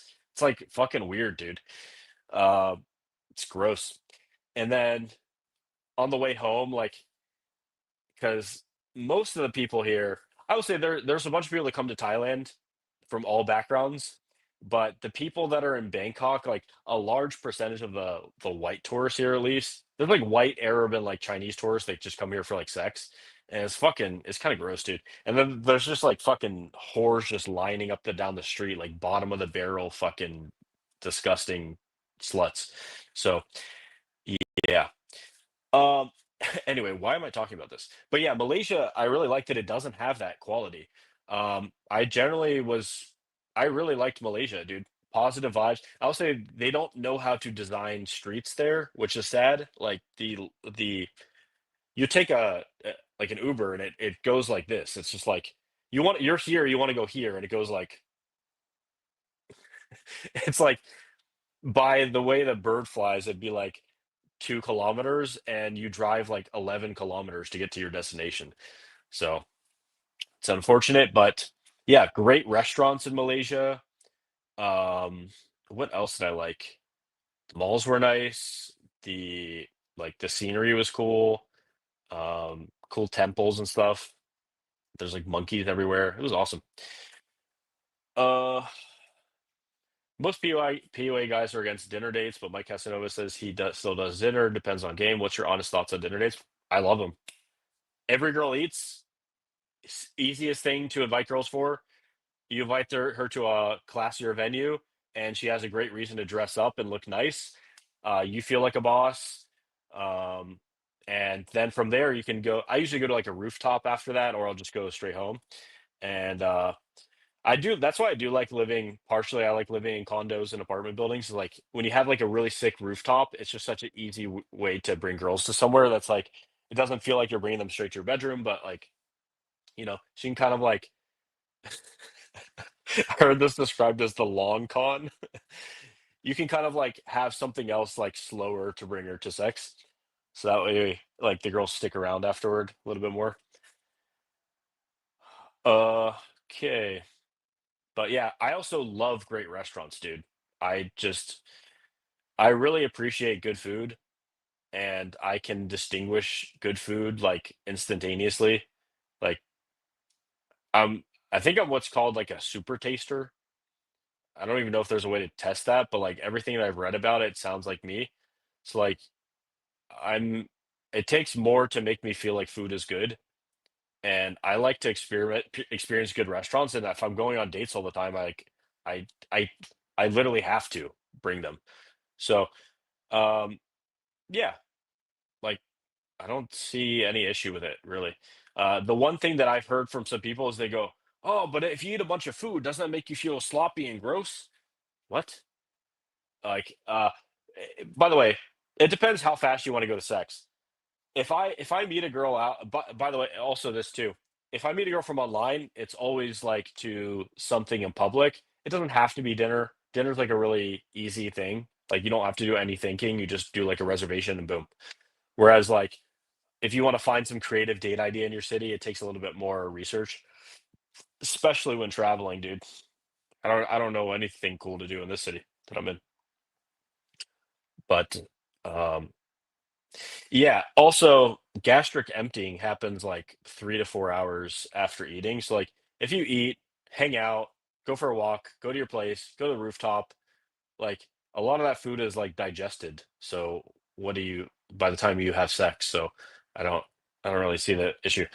Also, I always buy toothbrushes so that girls can brush their teeth in my place. I give them floss, toothpaste, and then water flosser if they want to, but most girls are not gonna use the water flosser even if you give them a separate tip. Um, and yes, and then, like, if girls don't shower right before coming to the date, like, I oftentimes will make them shower before sex too. But, yeah, I don't really see an issue with it, but, I guess the issue would be financial, but a lot of dates are not super expensive, like, or not super, what's it called? Cheap either, and also you don't have to bring your girl to a super expensive place. Like, you can literally go for, like, pho or something basic like that. Vadim has a lot of I feel like because he was born in the, Soviet Union and in Lithuania, so he has a lot of good that culture just has a lot of strong masculine values and like cultural like how the culture is. So he has that, but another thing is he has very high threshold for what he would consider like hot girls, and he actually went after them. Like I would say when you go after hotter girls, your game does have to be a little bit better, right? And so if he's always chasing hot girls, like his game is going to be better. Like, a lot of people don't. But what made it so good? I mean, I'll just say like what I like about it. He's very witty, he's fun, he's like really cool. Like when Vadim's in the zone, it's like he's just like the coolest person ever. Like everything is just like very socially dialed in. And then yeah, super fun. Um, what else? What made it so good? He's extremely persistent and very like strong when pulling. Like I think it's also what makes like someone really good at sales and closing is what he is with game, which is he's like if a girl has a logistical situation, it's not just like, "Oh, okay, I guess I'll just grab your number." He's like, "What's the problem?" "Okay, so why don't you tell her to do that?" "Yeah, call her right now. Here, what's her number? Or what's her name?" "Okay, search her name. Okay, call her. Get her the key, then figure that. Okay, what else? Your coat. Okay, let's get it. Boom. What else? This like he's just like next thing. What is the next thing? What is the next thing? And he doesn't just let like if he's super attracted to a girl, they're having a great conversation. He's closing and leading like with like power and strength, right? He's not like letting these fall through his fingers, right? And it's very like charming from a girl's perspective to have a guy that is pursuing you and that's persistent, right? When you're pursuing a girl from a high value place, it's extremely arousing.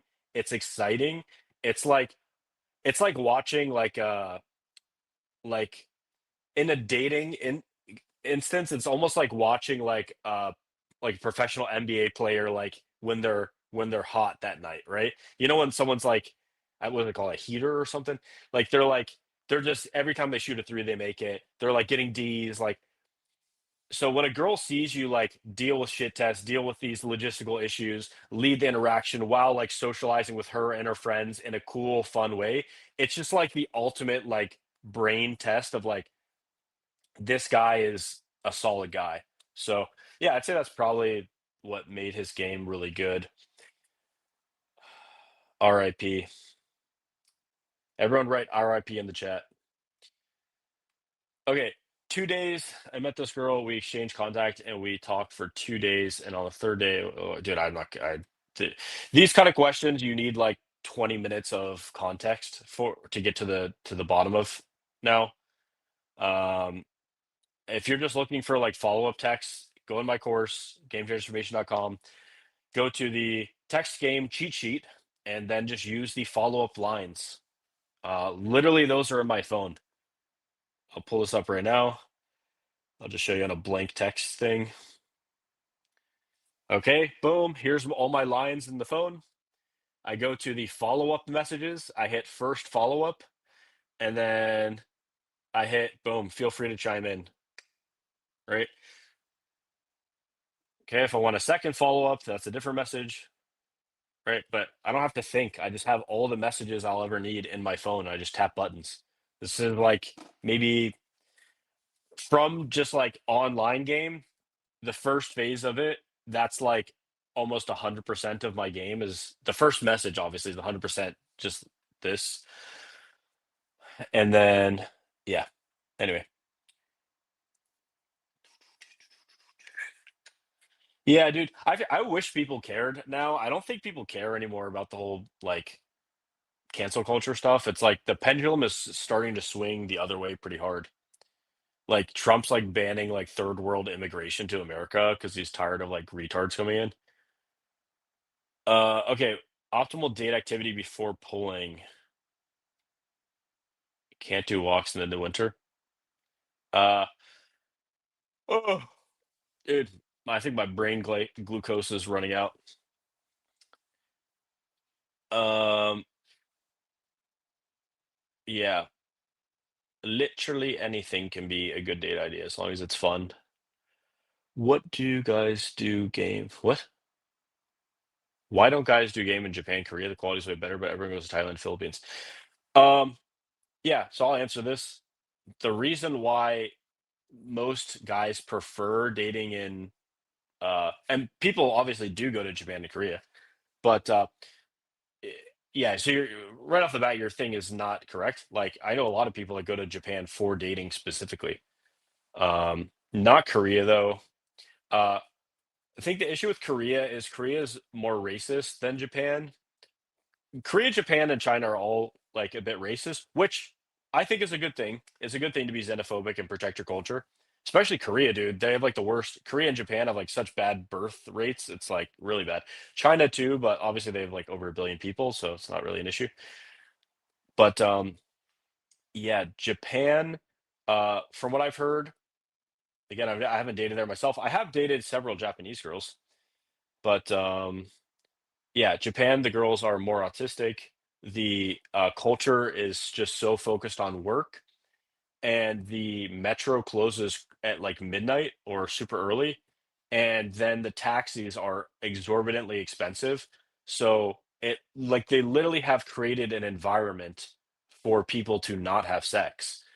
So like you're talking to a girl and she can't see you because she needs to go home on the train because she doesn't, it's $100 taxi, and then she would feel bad if you paid for it, and then she has to wake up at 6 a.m. to get ready to go to work that takes like an hour and a half commute, and then on top of that she's kind of autistic and xenophobic, and then the guys are all like kind of gay and like jerking off to like cartoons, and yeah, it just creates this like bad society for dating. Now, contrast with Thailand, Thailand, a grab is like $2. Like you can get a girl a motorcycle from like, you know, 20, 30 minutes away. It's like $4. So the girls don't feel bad if you pay for it. Many of the girls can pay for it themselves. Things stay open late. It's fun. The BTS, the trains are open later. The grabs are super cheap. It's not like a work and die culture. Um, yeah, and also I will say girls are more curvier in Thailand, so that's a plus for some guys. Korea, they're extremely beautiful, but I don't. I when I was there, I didn't see many um, particularly curvy girls.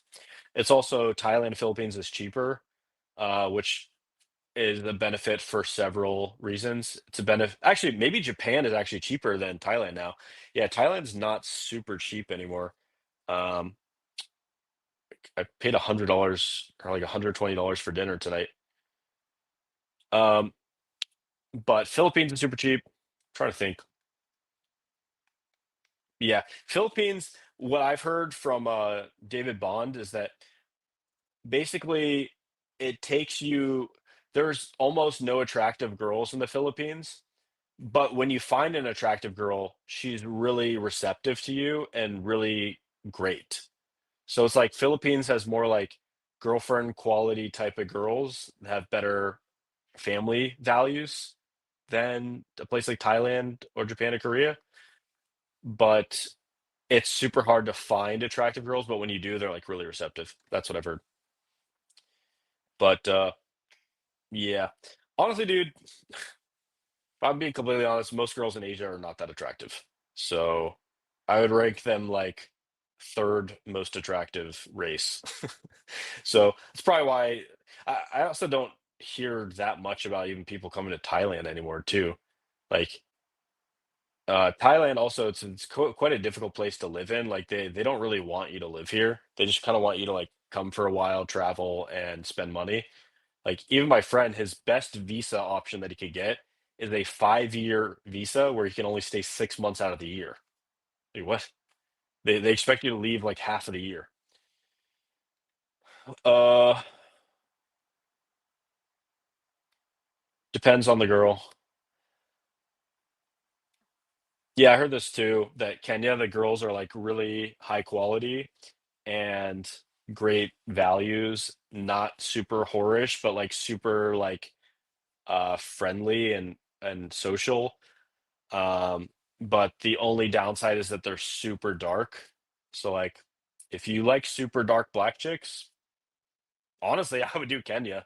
Like I know some of my black students love black chicks. Like not going to Kenya would be stupid. Um, yeah. I've heard it's almost like it's like Columbia 2014. It's like you're kind of the thing with these places like people are just finding out about Colombia now, and it's like, bro, Colombia is done. Like, it's been had. A lot of the hottest girls have been flown out of Colombia. Uh, Foreigners now have a bad reputation there. Like, if you live in Medellin, you're gonna be like scopolamined. Like, you're gonna be drugged and robbed, and like, a lot of the foreigners too. Like when they go, they befriend like local Colombian guys, or they befriend locals, and then locals have started doing this like long con thing where they pretend to be your friend for like weeks, and then they steal like gigantic amounts of like what you have once they gain your trust. So it's kind of like not a great thing to go there now. And anyone that's just like, oh, Colombia 2025, it's kind of dumb, right? It's kind of like someone getting excited about Bitcoin now. It's like, where were you in like 2012? Where were you in like 2017? Where were you in 2020 and 2021? Like, it's too late, bro. I mean, it's not too late for crypto and stuff, but like, it's too late for like these. It's just not the best time. Well, I say you can basically you can get results anywhere you go, but like if you want to know the cutting edge stuff, I mean, that's why people come to me. They want like, what is the cutting edge? What is the best? What is the optimal strategy? What is the best cities like for my particular dating goals? Like, that's why people come to me. And yeah, I will say Kenya is, if I was super into like dark skinned black girls, bro, I would be there. That sounds like heaven. It seems like, and also like because it's pretty high altitude, I think the Nairobi, it's like pretty cool. Like, it's perfect climate year round. They have like great meat everywhere. I actually watched some vlogs of I think it was Austin Holloman. Like, dude, if I was a black dude, I'd be living in Kenya like now. Or if I was just a white, any race that liked black chicks, I would be in Kenya for sure. Like, hot, receptive black girls that are like respectful and like well dressed and not like ratchet and like, dude, I feel like America, we have like the worst black chicks. It's kind of sad. Like, I actually think several black like I do think black girls are attractive. I'm not gonna lie. But it's like in America, the average black chick's like 180 pounds or something. So it's like, dude, the food industry has really destroyed a lot of the dating in America. Anyway, let's keep it positive and light. Let's not acknowledge the food industries and their grip on American policy, how they keep people as like slaves eating their food, making us all sick, fat, and unhealthy. Let's keep it positive and light, guys. Let's not talk about the deception and the lies. Okay, Austin, I started traveling a lot. Give me your best cities for Instagram photos and game. Where have I taken, dude? Chile. Boom. I got one right off the bat. Chile. I saw most of my best photos have been taken in Chile. It's somewhere where not many people go to travel. Amazing food. Like, Santiago is a really developed city, really nice. It's probably the nicest city in Latin America.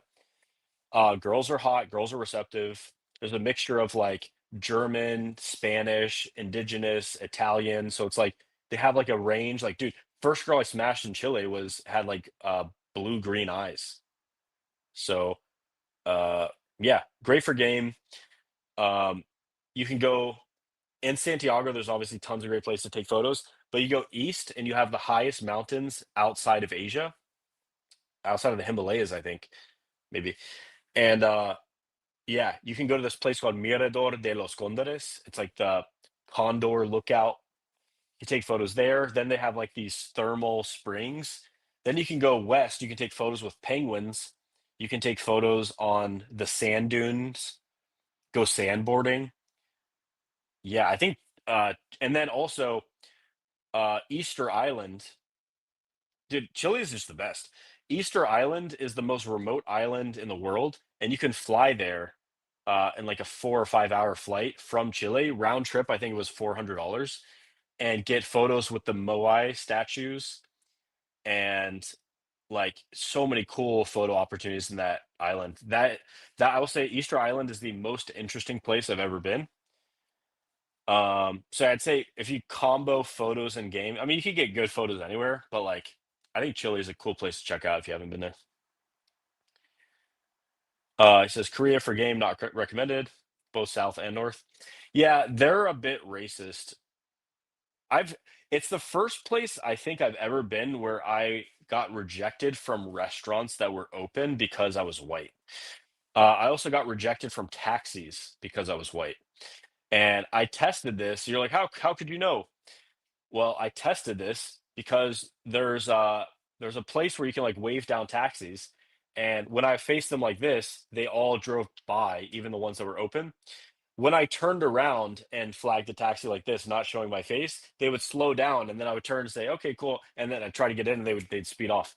So like imagine you have to go to the airport and 7 taxis have now driven past you because they don't want to pick you up. And like I literally have on my phone like Google Translate like in Korean, like everything that I need communicated, the Google Maps up. Like I'm not an idiot. Um, but yeah, Korea, I mean the girls are extremely beautiful. I think Korean girls probably are the most facially beautiful women in Asia. Um, yeah, it's pretty, yeah, I think that's not really debatable, right? Like what even comes close? I'm trying to think. Japan, bad teeth. China, not as beautiful as Korea.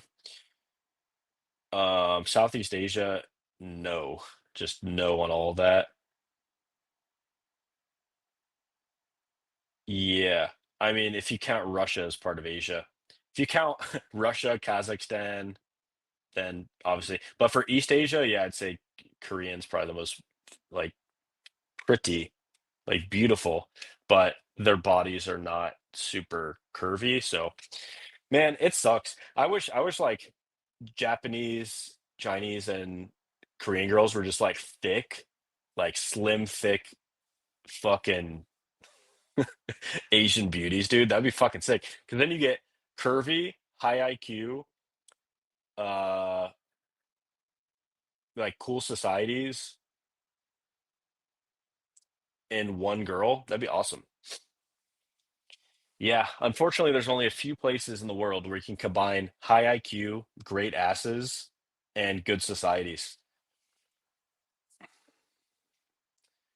Um, yeah, like Colombia's like great bodies, a lot of them have very cute faces, low IQ, and just like I would say the society is kind of a mix. It's like on one hand, they're very sociable and they love eye contact. They love like physical touch. They're very warm and like they're very like family oriented, warm people that don't really care that much about work. They care more about like family, friends, social life. But on the other hand, then there's like inbuilt in the country because of like geographical reasons, et cetera, blah, blah, blah. Ended up that their genetics and their culture ended up being like very scammy and like manipulative and like fucking people over and like cheating and lying and scamming and killing and um but other than that, they are awesome. Um but yeah, there's always just like pros and cons of every place really, and you just have to like think about what are your values, and if you don't want to stay in your country of birth, like you don't have to, but you want to think about like what are your values and what place has the values that you have. Like I value respect of nature, respect of other people, empathy, um, what else? High IQ, efficiency, um, air quality, fast internet, extremely beautiful women, people that dress well. Like, so the place I want to be at might be different than where you want to go. Like, yeah, and it just depends, like, what cultural values do you like? Says Paul Jenko was against dinner because expensive, hard to eat, and charm, and they get full and tired. Depends where you're at, dude. Like, okay, let's break this down. One expensive. A lot of places are like $10. So is it really that expensive? You could also get bubble tea or whatever. It doesn't matter. Hard to eat and charm. Uh, I don't really see that. Like, you don't need to be talking the whole time that you're eating. And the eating portion of dinner, when you're like literally chewing, is maybe like 10 minutes total. So you're at a dinner for like an hour and a half. You can hang out afterward. A lot of good like dinner spots have cool like little like rooftops or whatever, or cool balconies. They nice views. You can people watch. and they get full and tired. No, most girls that go out to dinner don't eat a lot because they don't want to seem like some fat slob. So like they'll literally order like maybe one entree and then they'll eat like 70% of it and then give the rest to you. And yeah, so that is just logically false.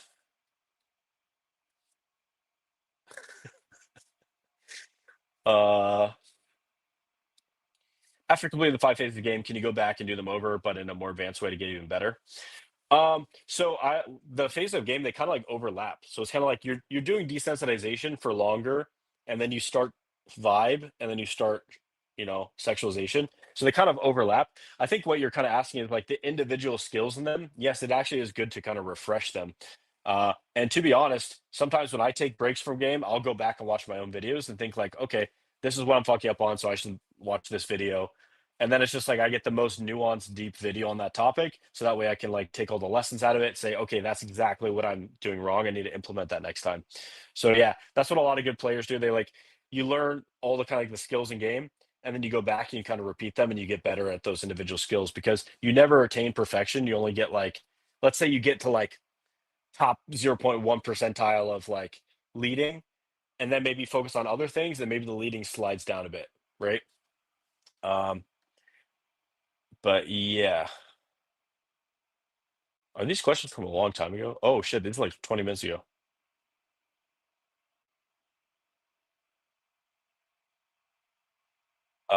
So I'll tell you actually what I did the last time I did this. Um, Actually, I cannot tell this story in a way that it doesn't sound like I'm flexing. So whatever. Uh, we went to my place and I I think I partially seated for like the jacuzzi and I just turned on the jacuzzi and then we got in the jacuzzi, but it's like a jacuzzi bathtub. So we kind of like got clean just by doing that. Uh, Bikini brand funnel. So if you want more on that, then get the course. What do you think about Zerka? He's very loud, etc., but his more look he streams he's incredibly detailed and subtle science he does to make girls less anxious and etc. Yeah, I mean, he's someone I think is like good with women in general.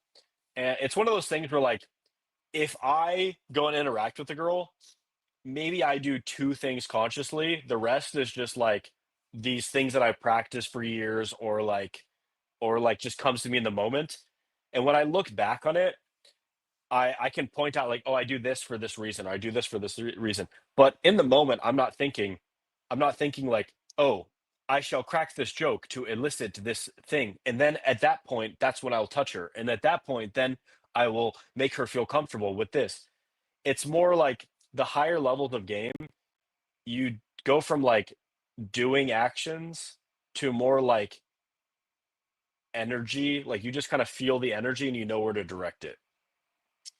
But yeah, the thing that is best about Zerka is uh he's so witty, funny, and good at passing shit tests that he deliberately elicits the shit tests and then he'll pass them like with flying colors. Like because he doesn't give a fuck and he's funny, right? Like the biggest way you pass a shit test is just by not really caring, right? If you don't really care about what she says, then it can't really hurt you. But if you don't care about what she says and then you also make it funny and add something ridiculous onto it, then it basically makes it even better. So I think that's what he does best. Yeah, he's very loud, which is a high status trait. Obnoxious, yes. I would say that it's probably part of his uh genetics or personality, like where he's just like too loud. I get called too loud sometimes, but I don't feel like I'm being trying to be obnoxious. But yeah, I don't think the obnoxiousness is like a good trait in general. Being loud is definitely it's better than being too quiet. I would say like whatever is like average person speaking volume, you should be speaking a little bit louder. Um, but yeah, too loud will make it people anxious, annoyed, and yeah. But he's mostly an entertainer, so he's not. I don't expect him to like have like I don't expect him to be an expert at game. But I'd say for insofar as like a regular dude's concerned, like he's good for like a regular guy.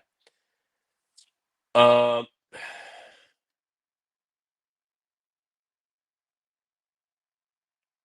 okay, there's so many questions. Uh,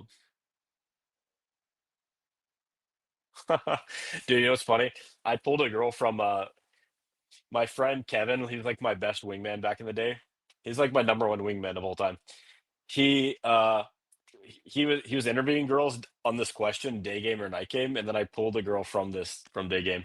That's kind of funny. Um, I would say I generally prefer day game simply because now I can just do it throughout my life. Like I don't have to make time to go out to meet girls because I'm just out, right? If I go to a restaurant and I see a cute girl there, I'll say hi. If I'm coming back, like today, I went to the gym and then I was walking back and I saw this really attractive girl who was also getting out of the gym and she was wearing the exact same thing I was. Black shirt, black shorts, and black shoes with white socks. And I was like, we just kind of hit it off and yeah. And I only talked for 5 minutes and now we have a date set up for Sunday. So it's like it's almost like the most efficient way that you can meet girls. Like social circle takes a lot of setting up, a lot of planning, a lot of networking, a lot of messaging. Um, Night game, you have to like make sure you're all dressed up, ready to go out. Then you have to like play the persistence game. Online's just an attrition of messages.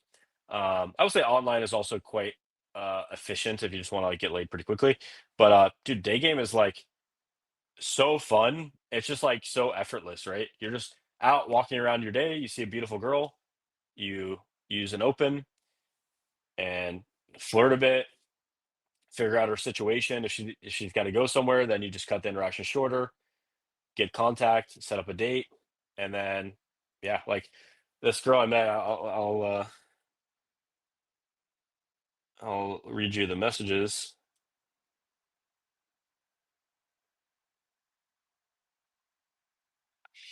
So I said, "Hey, it's your future ex-husband, Austin." She said, "Hey, Austin, I just got home."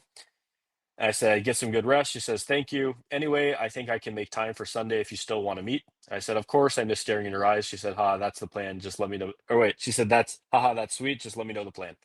So boom, like five, maybe like 3, 4 minutes, like a 3 minute interaction, and I have a date set up for Sunday with a girl. It's like a hot gym girl, nice ass. So I'd say probably day game is the best, and day game's like the most sustainable, right? You're not gonna wreck your sleep. You can do it at any time of the day. Should I just be known as the day game guy? I mean, I got rated number one in the world at day game this year, so I guess I'll take it. Oh, dude, the kinkiest girl I met this year was from day game too. So, uh, okay. I plan to travel and just experience stuff, but with pretty low budget. Would game work for getting free places to sleep, or should I just use hostels instead? Dude, I did couch surfing back in the day. I did couch surfing and I stayed with girls that I pulled. So yeah. Yeah, in general, like if your finances are bad, like that's a bigger priority probably. But for me, all I wanted out of life was literally just like great experiences with girls. So for me, I was like, fuck it. Uh how do you end relationships and flings without hurting them? So the thing is, it would hurt them more if you stayed and didn't care and wasted their time, right? Women are more time sensitive with how soon that they need to find a mate. Most girls after like 28, 29, it's fucking over. No, I'm just kidding.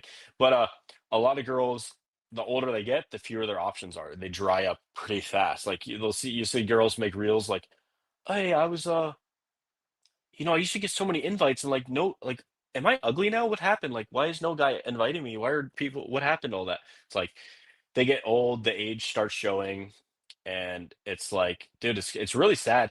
Like there's some girls I really genuinely do feel bad for them. I met this one girl in LA and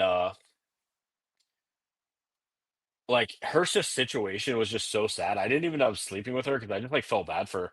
Like, she was this hot blonde chick, big boobs, but she was, like, I think how old is she? 30? 29? I don't know. But she dated a guy from 21 until 29, expecting, like, a ring, or maybe she was even older, maybe she was, like, 31. So she dated a guy from what, 23 to 31, 8 years, was expecting him to propose, wanted things to, like, move forward, and then he just broke up with her, and then that devastated her so badly that she became an alcoholic, and she's just like, I mean, it was just so obvious to me, like, "Oh, shit, this girl actually, like, genuinely has an alcohol problem. She's using it to, like, self-soothe and, like, cope from this, like, relationship she had, and it's really sad. So I don't want to waste a girl's time like that. That is literally like the worst. If you really hated a girl, what you should do is stay in a relationship with a girl that you don't see a long term with, and then stay in so long that her looks start to fade and then leave. That would be like the literally worst thing to do to them. Um, but yeah, it's not like, I mean, sometimes you guys ask questions that are so ridiculous. It's like, the question you ask is dumb, right? How do you tell a girl that you don't want to see her? How do you tell a girl that likes you that you don't like her without hurting her? You don't. That doesn't happen. It's like these other guys, like, how do I have orgies behind my girlfriend's back, but make her be okay with it, and then make her stay with me while also like having four families? It's like, what? What are you talking about? But anyway, when I realize it's not working out with the girls, I just tell them. Like, I have a conversation with them, and I don't want to see them anymore, or if I want to move on, or if I think that it's time for me to move on because I don't want to be with them and I don't want them to waste their time, I'll say, "Hey, you're amazing, but I'm just telling you right now that I'm breaking up with you. Uh, this isn't gonna work." And then I lay out the reasons, and I'll say, you know, I'm here for you if you want to talk about this or whatever. And like, sometimes I'll have like 4 or 5 hour conversations when I'm ending it. But like, I think ultimately, and I tell them, I'm like, ultimately, this is in the best interest for you because uh I have been like checked out of this for like the past 2 weeks or past month or whatever, and I just don't really feel like this is going anywhere and I don't want to waste your time. So I think you will actually look back on this and be glad that I cut it off now. And also, another thing that I point out, which is true, is that when you cut off a relationship at the peak, or if it's like the relationship's like this, and then you feel like it's starting to get bad, and you're like, I don't really see this going somewhere, then you can cut it off there, and then you get like all the best memories of the interaction or of the relationship without having that horrible end where you're just like, you're both of you are too pussy to cut it off, so you just like keep being shittier to each other until it's like the pain is too much. Like, be smart enough and proactive enough to like know when it's not going to work out and cut them off. Okay,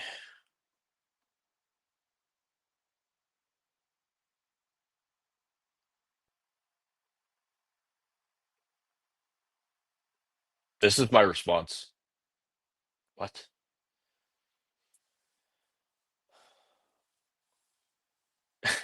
This is where Mike would have such a funny answer. Mike would be like, how does the presence of people eating food make it impossible to talk to them?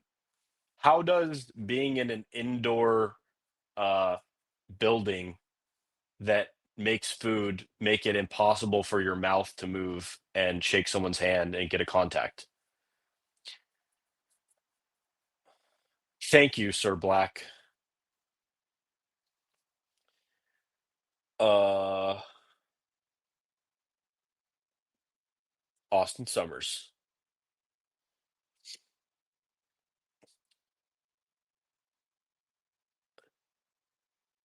Yeah, dude, I'm sure. Well, let's see. Let's see. What do breakdowns of other people's info to other coaches? So the problem is, if I do other coaches, then it looks like I'm gay because I'm like, I mean, if I'm looking at other coaches, then that means, then if I critique them, then they're gonna feel bad that I'm like critiquing them probably. Or also, a lot of these new coaches kind of suck. I'm in like this group chat where there's like a bunch of coaches and they like don't even know how to make money. So they're not even like thinking about like game anymore. They're just like, I don't know how to make money. Please help me make money. Uh, so a lot of these new coaches kind of suck. So it's like, what's the point? I mean, it's like I'd be giving them free coaching in a way. It's like, what? I don't know. It's either I'm giving them free coaching or I look like the person that's shitting on other people. That's just like the ultimate faggot move. Like everyone else is bad except for me. I'm the best. Like when you're the best at something, you don't need to tell other people you're the best. People tell you that, right? Like, you know, if you're what is it like? If you're good, you need to tell everyone that you're good. If you're great, everyone tells you that you're great, right? So um, clients, that's the thing. Like most clients are kind of like privacy focused. Uh, there's some that aren't, and they're like cool with it, and sure, but yeah, I do think infield's a good tool, but it's not the best way to learn. The best way to learn is with your own infield because you're a different person with different idiosyncrasies who has different strengths and weaknesses, and yeah, so the best way to learn is having a coach that can analyze your shit. What do you think about constantly teasing, being high energy, saying obnoxious stuff, etc.? I go out in London, guys, and that's all they do. It's like the thing, it's like what's part of game is not all of game. And the human brain has a tendency to think that like if you uh if one thing got you a certain result, then that's all that there is. Or people have this idea of like, oh shit, there's like the secret. Like if I told you guys, hey guys, there's this ancient forbidden uh game secret that once you learn, everything falls into place. And you don't need lots of long live streams or courses or mentorships or immersion to get there. All you need is just this one secret.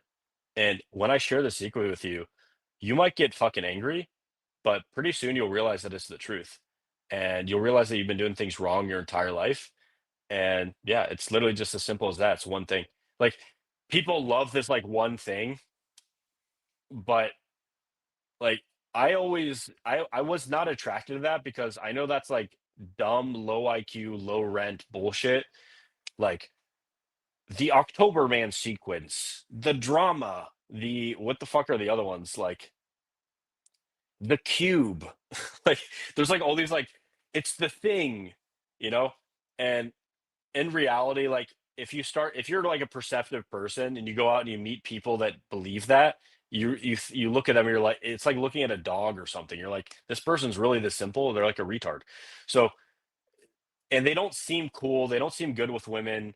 So you don't want to be that person. So basically, you want to develop yourself into like well-rounded man. And part of being a well-rounded man is being good with women. Part of being good with women is like knowing not even part of being good with women. Being good with women is being a well-rounded like lover, essentially.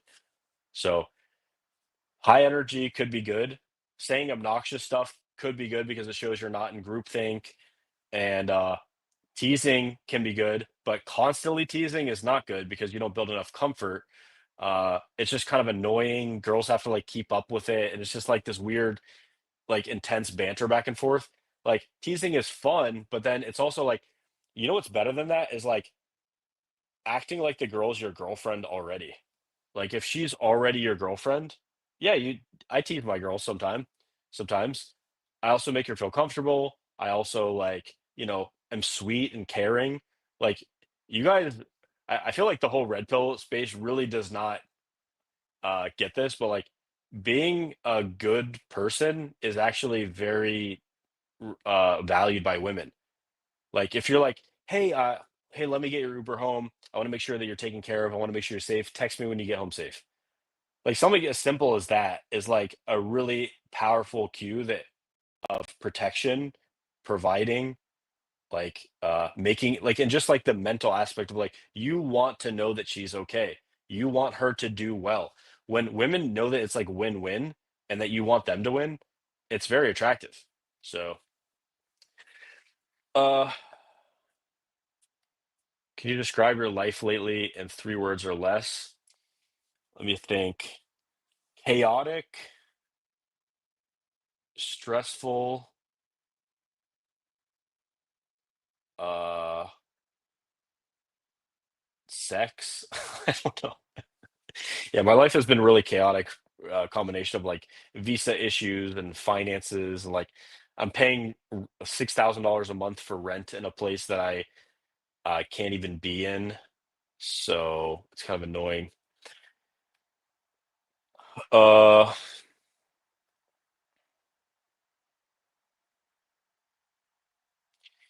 In general, don't ask me what I think about other guys. I don't even know half of the people that you guys bring up.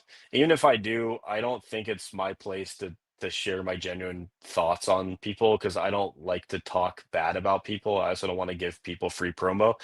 Only person I'll really talk good about is like my friends and my mentors. Like everyone else, I don't really care about, to be honest. Like I don't really know these people. Like I've seen some of these people I just see so little of them. I don't even know I you know, I don't have a good perception of them, or I don't have a accurate perception of them because I see so little of them. So, I think a lot of you guys are like, "Who should I get coaching from?" Just get coaching from the person that you resonate with. I 100% know I'm not for everyone. Like, I attract usually high IQ people that have a good sense of humor, that are a little bit edgy, and they like they value girls more than like money or status or uh stuff like that. Like my whole crew really is just like guys that just love women and love smashing girls, I guess. Um is this the Amin that I know? Are you the guy from Toronto that I know?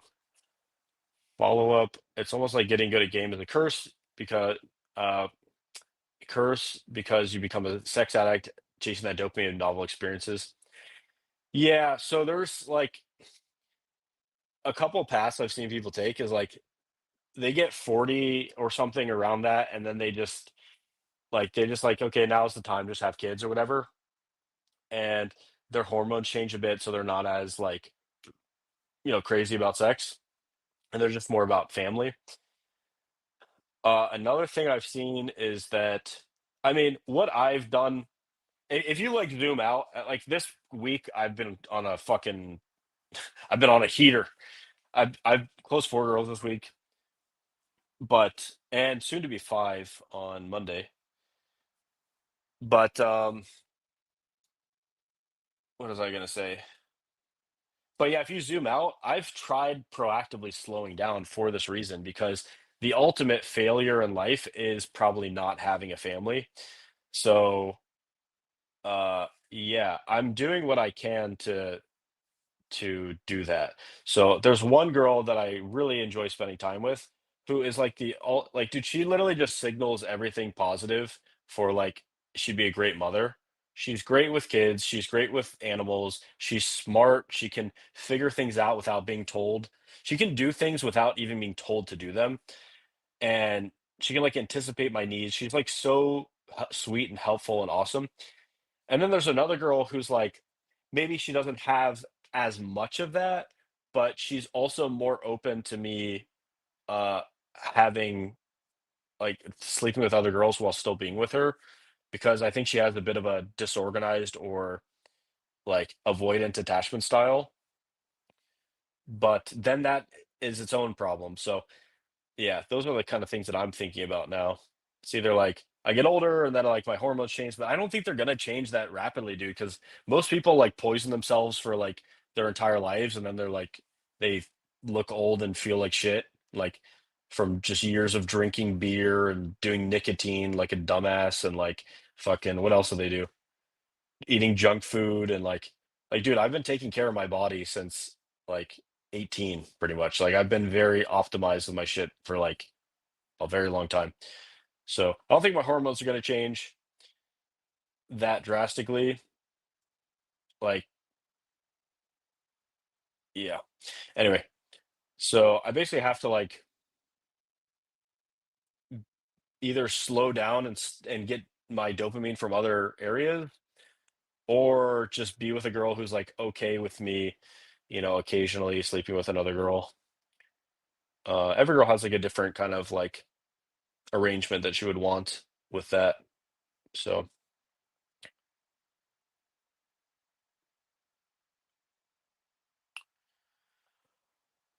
Mm. Why don't you post more content? Well, I'm actually working on a video right now, but um, yeah, I'm also in the process of hiring people. I'm going to do a recruitment in like a week. I need to get a new videographer, and then I have editors. I would like a in-person editor. That would be awesome. But yeah, finding good people is very, very hard.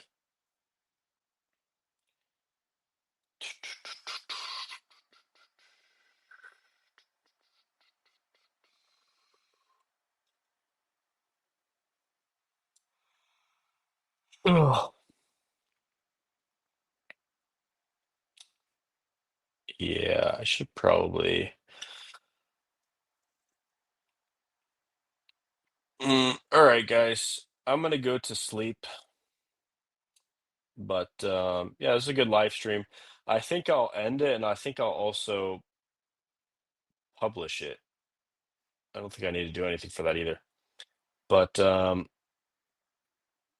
yeah,